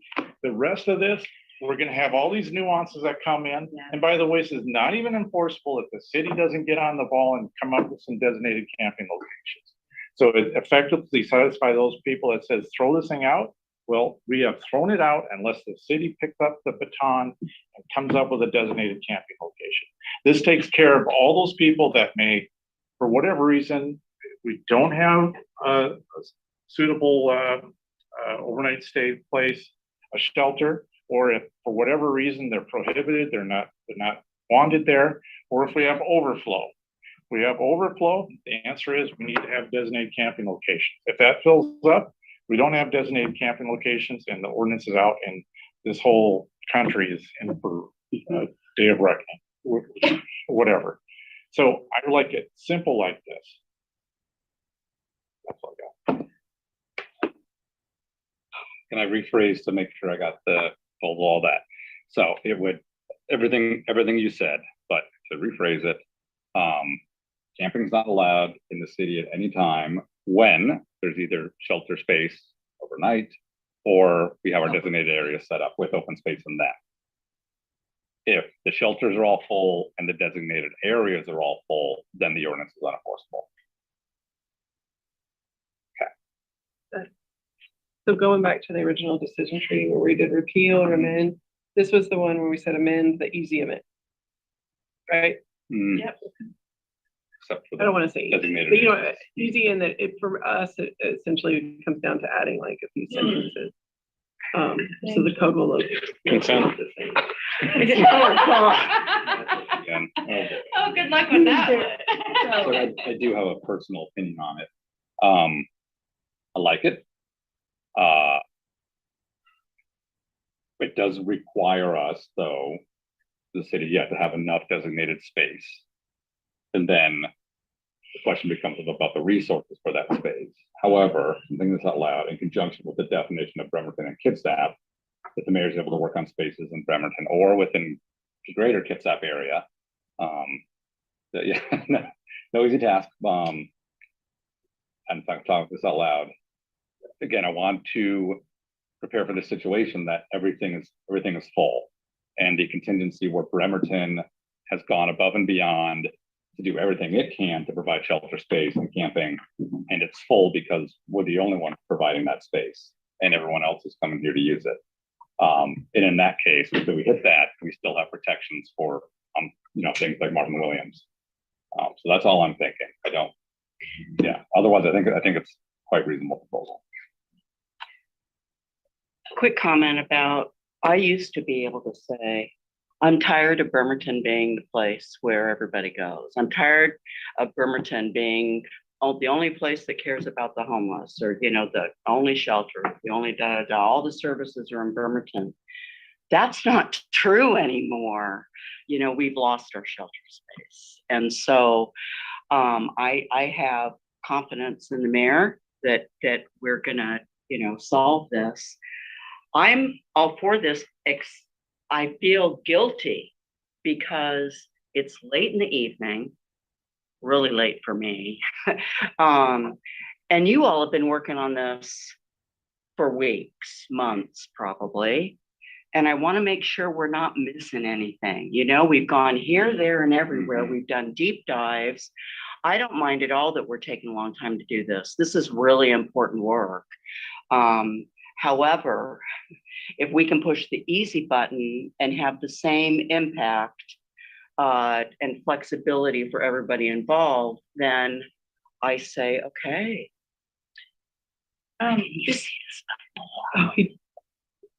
Okay. I was just gonna ask, when does inclement season officially start? Isn't it October 1st? Right now, I think it's gonna be November 1st. Yep. So it goes November 1st essentially, and sometimes it can be early or extended depending on weather. And it really it's very dependent, I mean, on temperature. Yeah.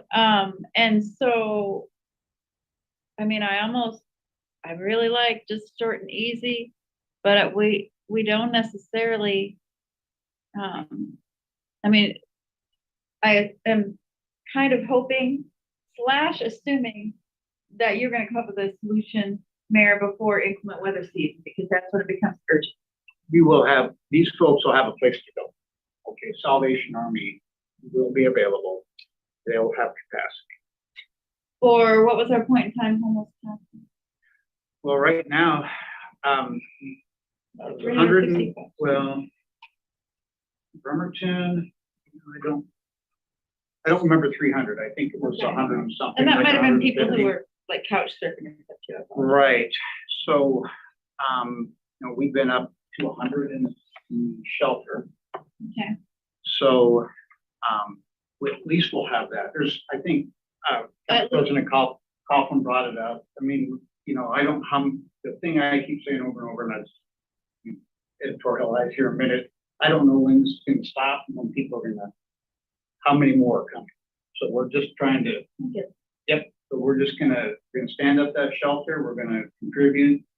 I will keep looking for a spot. It won't happen overnight. Some team can't do it all on our own. And, I did hear that with the next legislative session, they're looking for pilot programs at the state legislature. Just a little bird in my ear, but what kind of pilot programs? there's just extra money.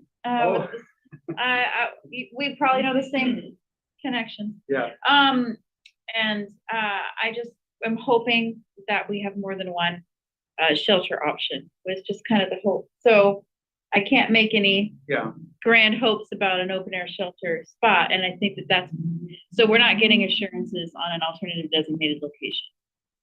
Is what I'm hearing. Oh, well, alternative I've got a designated. meeting next week with the strong manufacturers, and we've researched them before for the large when we were talking about field hospitals during COVID. Right. So these are very, very safe, clean structure. Okay. That could house up to 100 people, but we're going to have to work on location and how do you actually permit to get this into the city. We have some work. So I guess what it really comes down to is I'm concerned about passing an ordinance that has designated location prematurely without assurance that there is a designated location. Right. Especially by inclement weather season. So just get a feeling. Yeah, and that's a good Thank you, question. Mayor. Council President, if you don't mind. Yeah. It does come to a chicken and egg because I don't want to cite Right, before we have this in place. and then you build your ordinance around what, and is that the right way to do business? I don't know.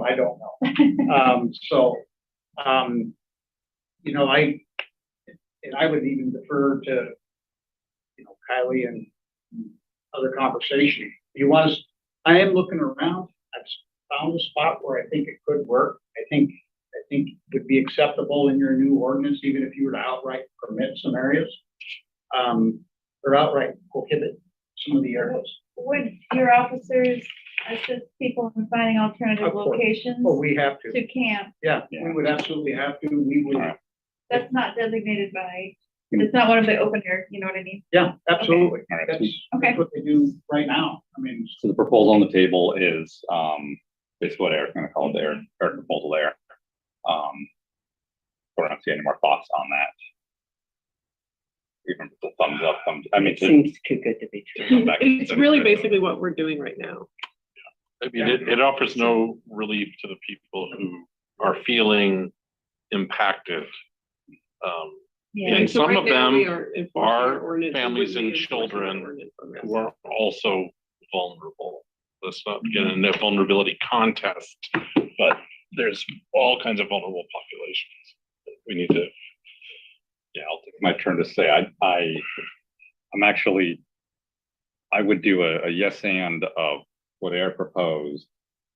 But yeah, still have the critical areas in fine with a small radius around some of those facilities, but I think it still needs to be there as an extra protection. But that's where I'm at.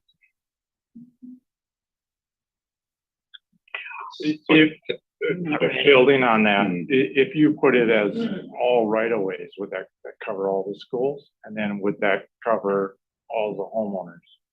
And still give people a place to go if we don't have an alternative campsite? It would give them parks. So it would address your concern about schools and it would address other people's concerns about having tents in front of someone's house.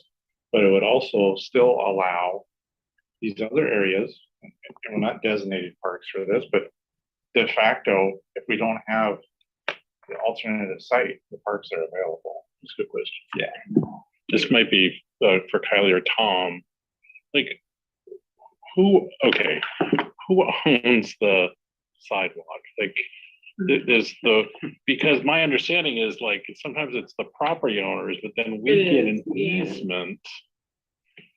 Like, so there's like an interesting legal boundary there. Right. So, That has to do with how big the right of way is, the dedicated street.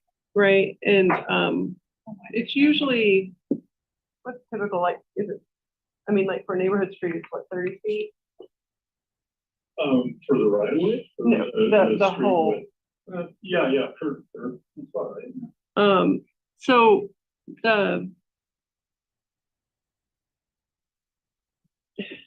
okay, it's a long, yes, it's an easement, basically, usually. There are some situations in which it's fee simple, but usually an easement to where the property owner actually owns it through to the center of the street. This actually came up, and that looking at, what's going on some of the streets, and about citing bathrooms. The city of Tacoma, almost 100 years ago, actually tried to put a bathroom in the right of way.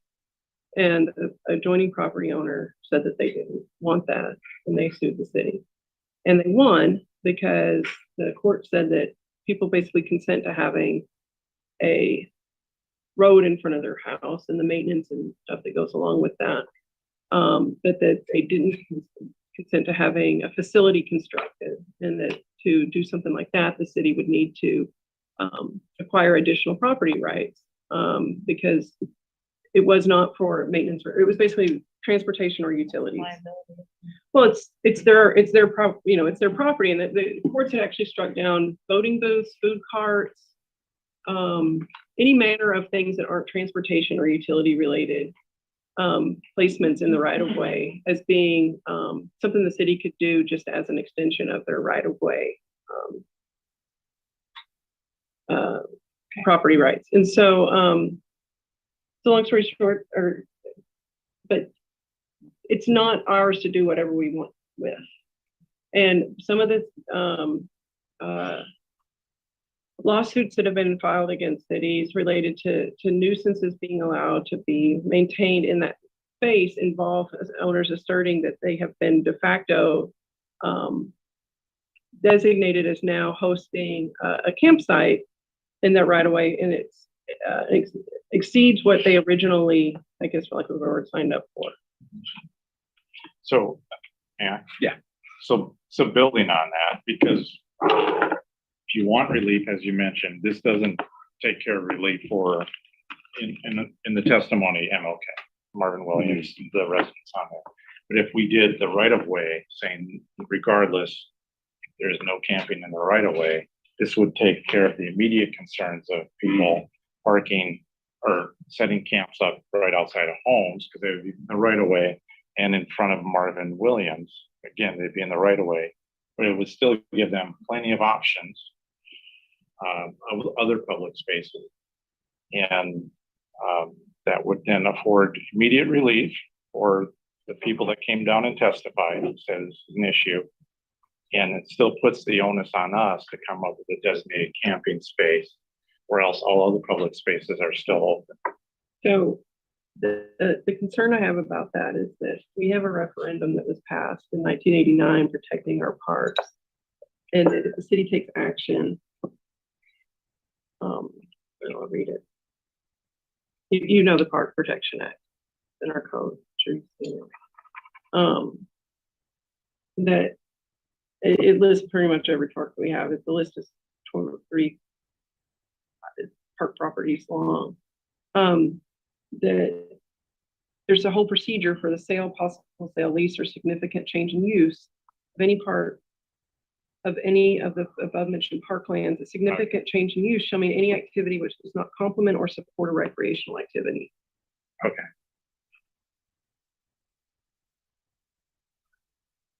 Okay, and yeah, And that so was a voter we're not in referendum. violation of the Parks Act under current ordinance because we prohibit it. And if we pass this, we're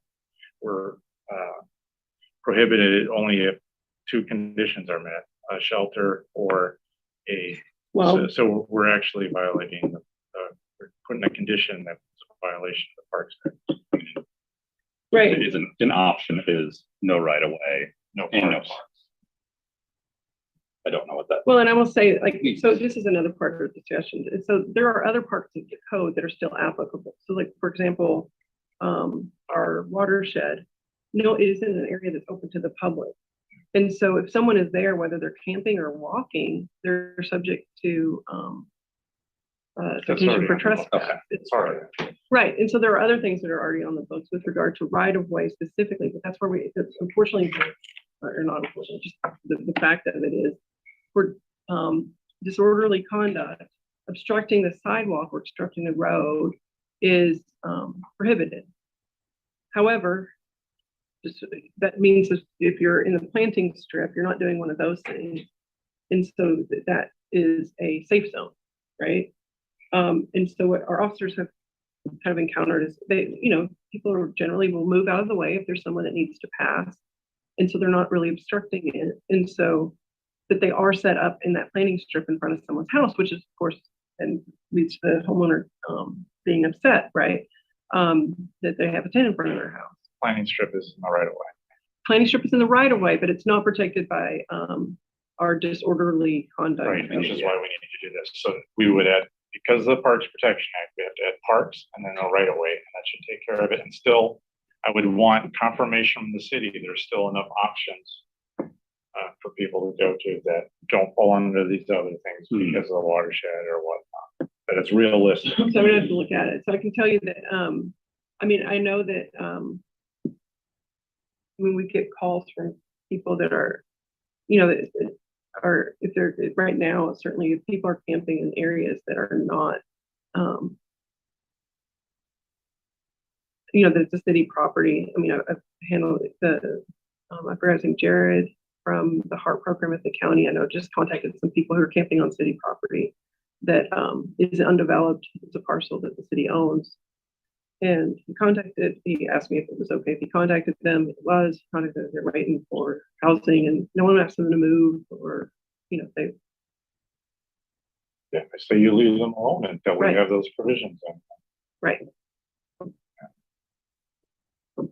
So the modified proposal on the table, right? At no time, regardless of shelter space, right away, parks.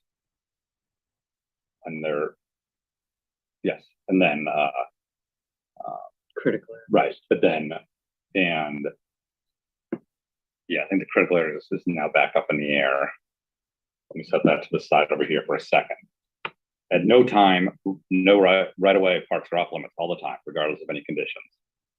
When there is shelter space or designated areas available, then the rest of the city is off limits. Rest of public property. Yeah, rest of public property. But when there is no shelter space available, including these designated areas, then the non-right of way, non-parks are fair game. Just wanna. I think that's where we're at. Okay, so that's on the table. And that does give people that testified immediate relief. And then plus or minus, we could add to that or not the critical area definitions. And if we don't add it, we'd be relying on the existing other protections of critical areas. There's some that are, like, for example, for the watershed, it's already covered. But I would say that in keeping with Councilmember Younger's keep it simple, critical areas, and I know Councilmember, I've Forget it. litigated, Forget it. I've litigated critical area cases in the development context where a regular person would see a field. And it was only like warming Yes. biologists. Just forget I see mentioned it. something else. So, Please I take mean, it off the table. I think so. Besides that, 200 feet of the shoreline, more likely than not, if it's not privately owned, it's in a park. So good point. It's already covered.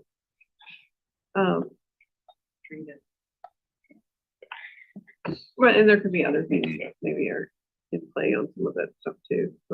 But, okay, so I think Michael and I have our, Yeah, I think I'll propose, in Mayor, if that was clear, any immediate red flags come to your mind? Not right now. And I think it gives us a little time also to discuss feasibility. Obviously, we can't regulate people out of the city, and that's not your intent. We certainly don't want that. So, make sure we have a. could we do another, I mean, do you want us to come up with something? I think, and yeah, then for go back next, For let's study put us up there, see if I got session? the right thumbs up. For next study session, an ordinance that incorporates the definition of shelter space from that A and B from Auburn, plus the language from Paulsbo about the, of all the protections, with right away and parks off limits all the time. And then the language about shelter space, including either like typical overnight shelters or the designated camp or designated areas in the city. Michael, did you get that? Thank you. All right, so we'll pick that up in next study session. And that's good. I think that's pretty, it's a solid enough proposal where we can pick at it or small tweaks and bring it to general business hopefully for the following week to wrap this up. Unless you guys completely change your No, mind. no. You know, We might. Might, but thank you, Michael. Thank you. indeed. Thank you all. No one. Talking about, Council President, Oh, yeah. about red flags. Oh, sure, yes, please. Everybody can take a look in their district around your schools. We've got a lot of them. You see something in there that might backfire or create an unintended consequence, more like, probably a better way to put it. Maybe then we talk. So I'll be looking also. Just make sure we don't do any consequence on the ordinance. Yeah, I think with that proposal to make right away and parks off limits all the time, then it would be good to know, get some examples. I'm sure a comprehensive map is probably too much of a lift, but some examples of what that does lead. Okay, that's what I can do. Okay. All right. Thank you all for that tricky one. Seeing it's 8:45, we keep chipping away at the rules and procedures, but I'm happy to punt that to another night. Once again, there's nothing else that's critical. All right, we're punting. All right, so we're gonna move on to general council business, B1. Invite Lodging Tax Committee Chair Denise Fry to provide a summary of the highlights of the kickoff meeting held Highlights. So yesterday, many. August 8th. Yeah, there was a 62% increase in LTAC funding available this Lovely. year. 62%, which means I think Bremerton's back with tourism. There's going to be, because of this, there's like $750,000 now in LTAC, and yet LTAC receives the least amount of attention and priority and commitment of any other fund, and very little staff support, no professional staff support with any background in tourism or anything, unlike many of the other funds that we oversee. So even though that's good news, we're spending a lot of money and we don't really know what the impact of it is. And so the committee is talking about how to best measure impact other than heads and beds. How do you measure impact of a festival or arts festival on a community? And then we're also going to be requesting final reports from previous grantees. They've never been able to access those to determine how well the previous grantees did with their money. And the committee wants to do that. So I'll be talking with staff about that. I just have to, granted, it's late at night. This is my second year chairing this committee, and I do not believe that I've been effective at all because of this. It's always the last on the agenda. It's, Lori Smith has told me she still relishes the day that she got rid of it and gave it over to Christine. I think there are council members that have felt the same way. We need to do something about this. We need to bring more professionalism to this committee. And I'm going to keep talking that way until it happens. Or I say next year, you know what? You guys play with it, because that's all we're doing. We're just playing with this. I have a solution to it, but no one wants to hear it. Give it all to the city and invest it in the. Yeah. Yeah, pay down Like the other debt. cities do.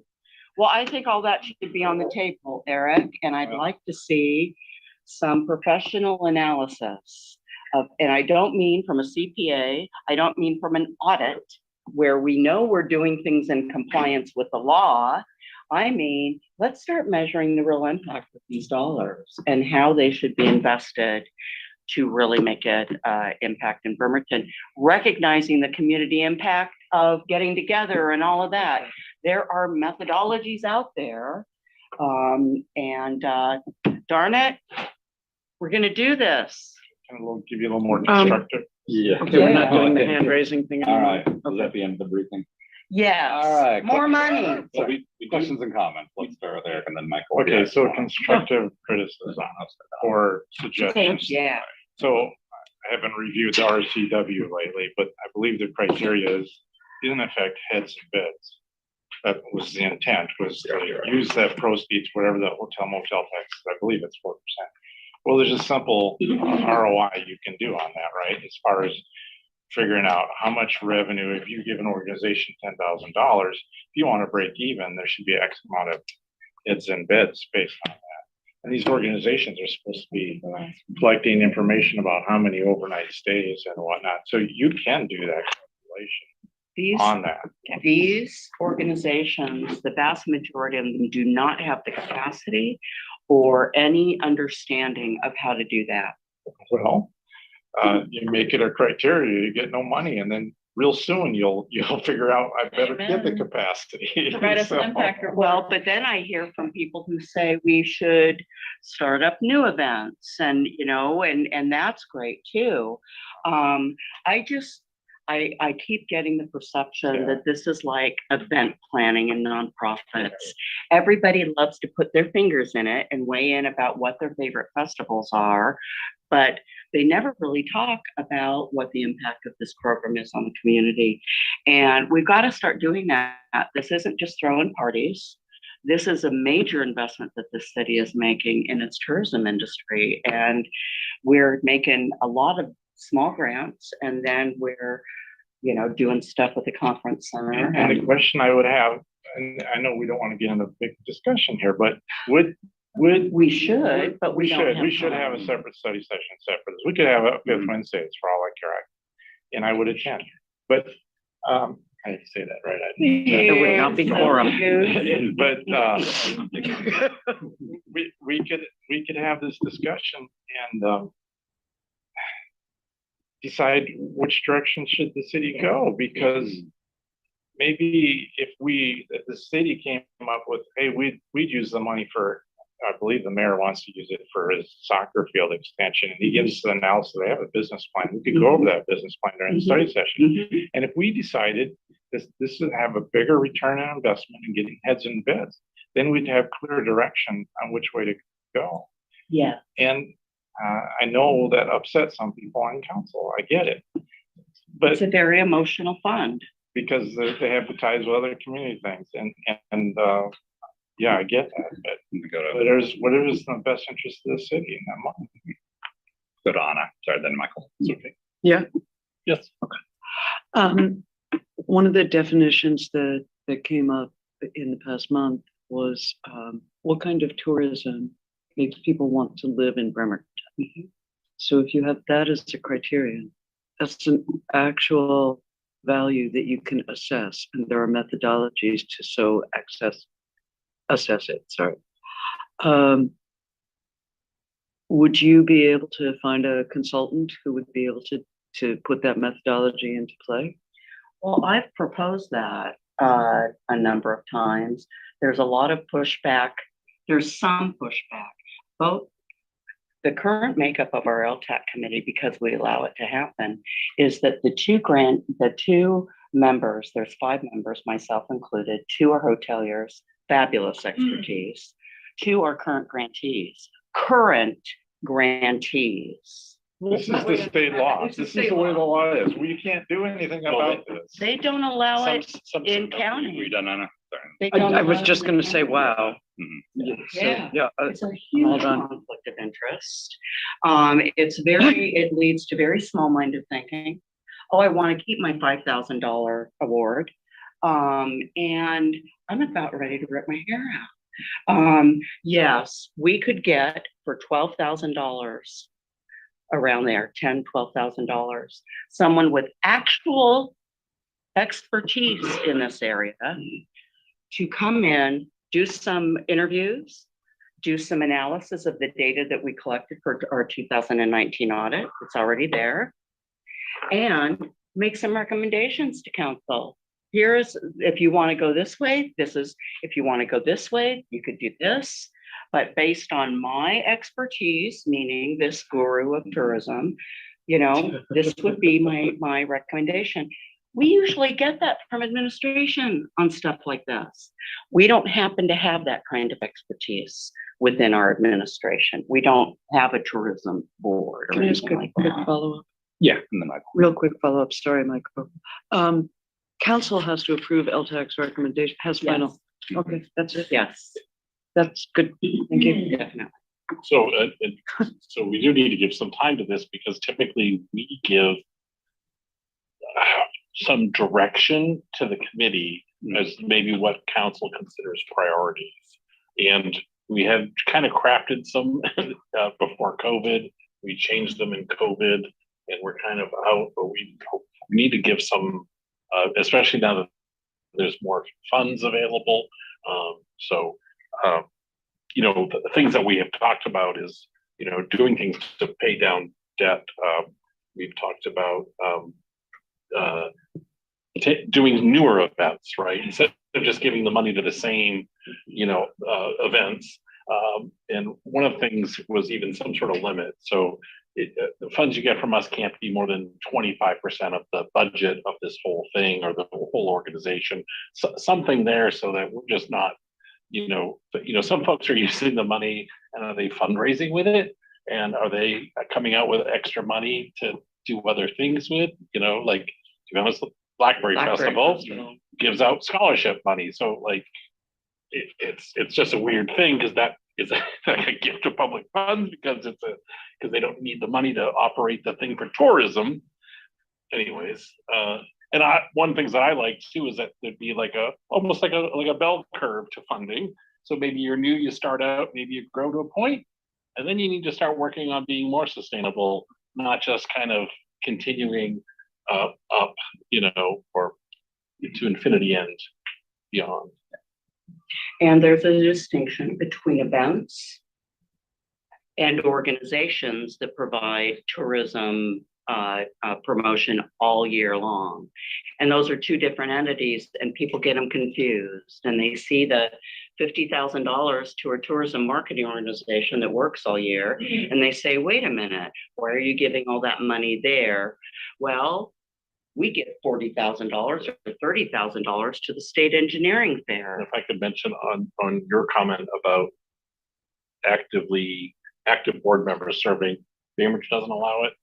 Bainbridge, basically your organization has to not apply for funds for you to serve on it. So just like we might recuse ourselves from voting and participating, the organization says, hey, we're going to send you a person, and we're going to recuse ourselves. But I think there could be community members who are familiar with what goes on and maybe just aren't applying for that year. Yes, very definitely. And this is huge. And I apologize that it's 9 o'clock. I would be running my bath about this time. I really don't want to rush this. I don't want, oh, next study session, we're already gonna be doing the encampment thing. We stressed diversity last year, which I think was great. By the way, 2 people on the committee pushed back on that. It shocked me, but we were able to get it through. And so I'd like to, now there is a lot of extra money. If the council would like to weigh in with any more direction than the diversity, appreciation for diversity, support for that, with festivals and so forth. I just think it's kind of late in the game. We're about ready to send the letter out to potential grantees with the schedule and everything, and set up a time to meet. When is about, so I'm looking this month as the 5th Wednesday. When you have about I'm not sure Christine is gonna drop that off, I would think, in the next, I'm not sure statute wise or budget wise how quickly the LTAC committee needs to meet. Usually it's not an award that starts until January. Right. It has to be budgeted. It's already budgeted. Mike already has the numbers. So I'm not sure about the timeline as far as, because I don't really have any staff here to ask. If there's, Can we add this as an agenda item in our next study session? Yeah, so we did talk about this, not 5th Wednesday of May, that was lumped in with budget. Not as much time as, would have liked. We considered. Well, it was at the end of it was a at the end of 3-hour it. meeting. Yep. I was in Hawaii Yep. and I had a dinner reservation, Yeah. so I'm sorry. Yeah. But No, again, it's at the end Refreshing, of the just meeting putting- all Yeah, the Early, time. just get that early bird special. Yeah. Jeez. So we did, I briefly think that touch on it. restaurant burned down, by the way. No, but you did bring this early to council on, avoid it and get the time it really needed. So I see 2 paths here. One is continue forward with this year, the current makeup, do the awards kind of like, I'll say normal, right? Basically using the same criteria we had last year.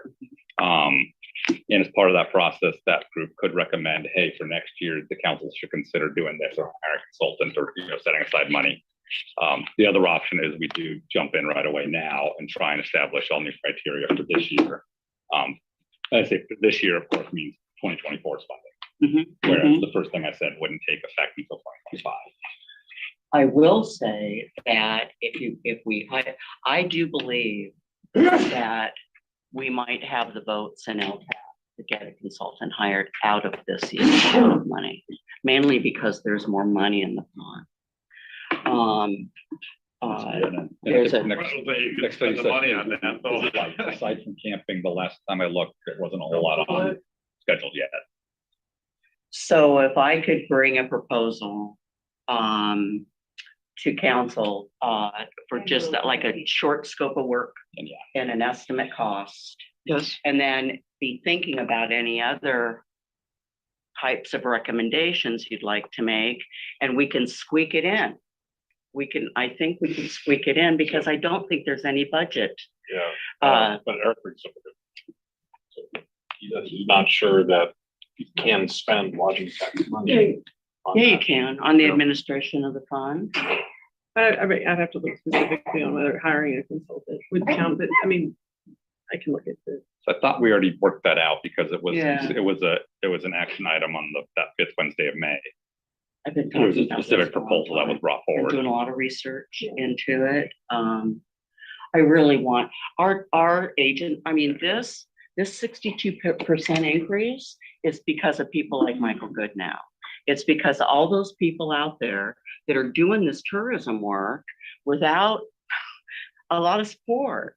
And so I want our city to be as professional and impactful as possible with its support, not only Michael's. And you don't know what it's gonna look like the year after that, right? No, except we would hope that the tourism, now that we're out of COVID, is picking back up. I think Heads and Beds is a great example.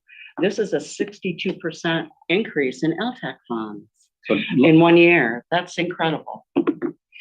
What do you want to do? Do you want to bring forward a next study session, a specific proposal for council to consider approving? Yes, Or for the a couple consultant, options? and maybe a couple food for thought, like Mhm.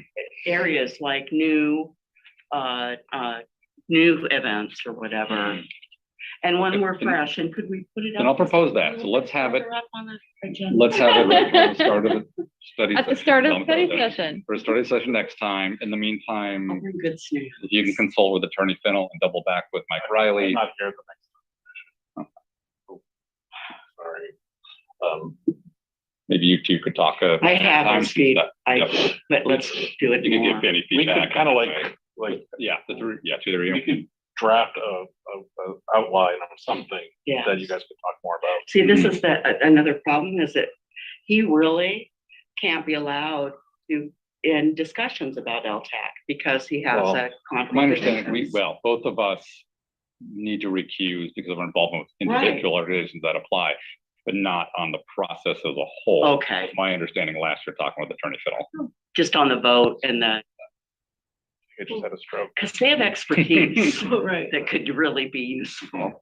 Yeah, And Quinn now sits on the Quinn's- rock. Quinn's on the Roxy board. All right. Oh, Oh, when, yeah.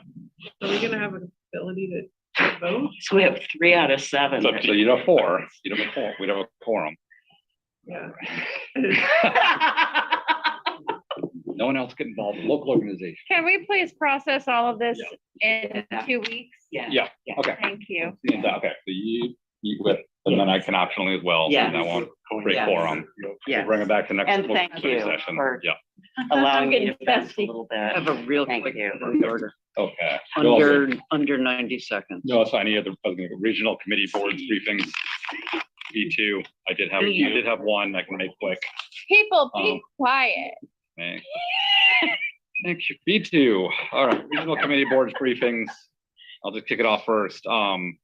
Mostly on the PSRC end, you should have an email in your inbox that came from them. They've been doing a lot of work on racial equity lately. So they have a really good study of the whole Puget Sound history, current impacts of racial inequities. They have a couple of resources, both for cities to use. We're in the middle of obviously a big DEI effort and the Race Equity Commission established. So just know that's in your box, along with a lot of funding coming down the pipe on the transportation end. There's a transportation alternatives program, I'm sure Public Works is aware of. The one that looked new is this multimodal project discretionary grant. It's $5.5 billion from the federal government with a deadline of August 21st, and then a Reconnecting Communities and Neighborhoods grant, September 28th. On the radar. Okay. So good to see tons of, and I think that's also bipartisan infrastructure act. So that's all coming down. Anyway, I just wanted to mention that because it's kind of two big things. Any other regional briefings? None. Good to the order. I have a really quick one. So Michael, this is for you too. I have a friend at the Bark Park who's a submariner. That's why. Submariner. Well, Yeah. this person says submariner, so I'm just gonna. Potato, tomato. That's what I say too. I'm just gonna go with it. But she has now almost completed her transition now that she is a retired submariner. And one of the, like a naturally good person. And one of the things that she said was that how very remarkable she found it that people feel quite free to interrupt women and that they do it all the time. So I'd like all of us to, attempt to be really mindful of that. That was my good of the order. Any others? You learned a lot of those lessons in the Barbie movie. It really illustrates how women are serious. It is a great example of Emily Randall thought it was great. All Moving right along. Yeah, we're gonna move to adjournment. The next council meeting will be on Wednesday, August 16th, beginning at 5:30 p.m. in the meeting chambers with a remote option. Meeting is adjourned. DC I'm movies. a council board, I'm a council world. I learned a lot from Fast and Furious, to be honest. I learned nothing from that. Bye, everybody. You need a whole.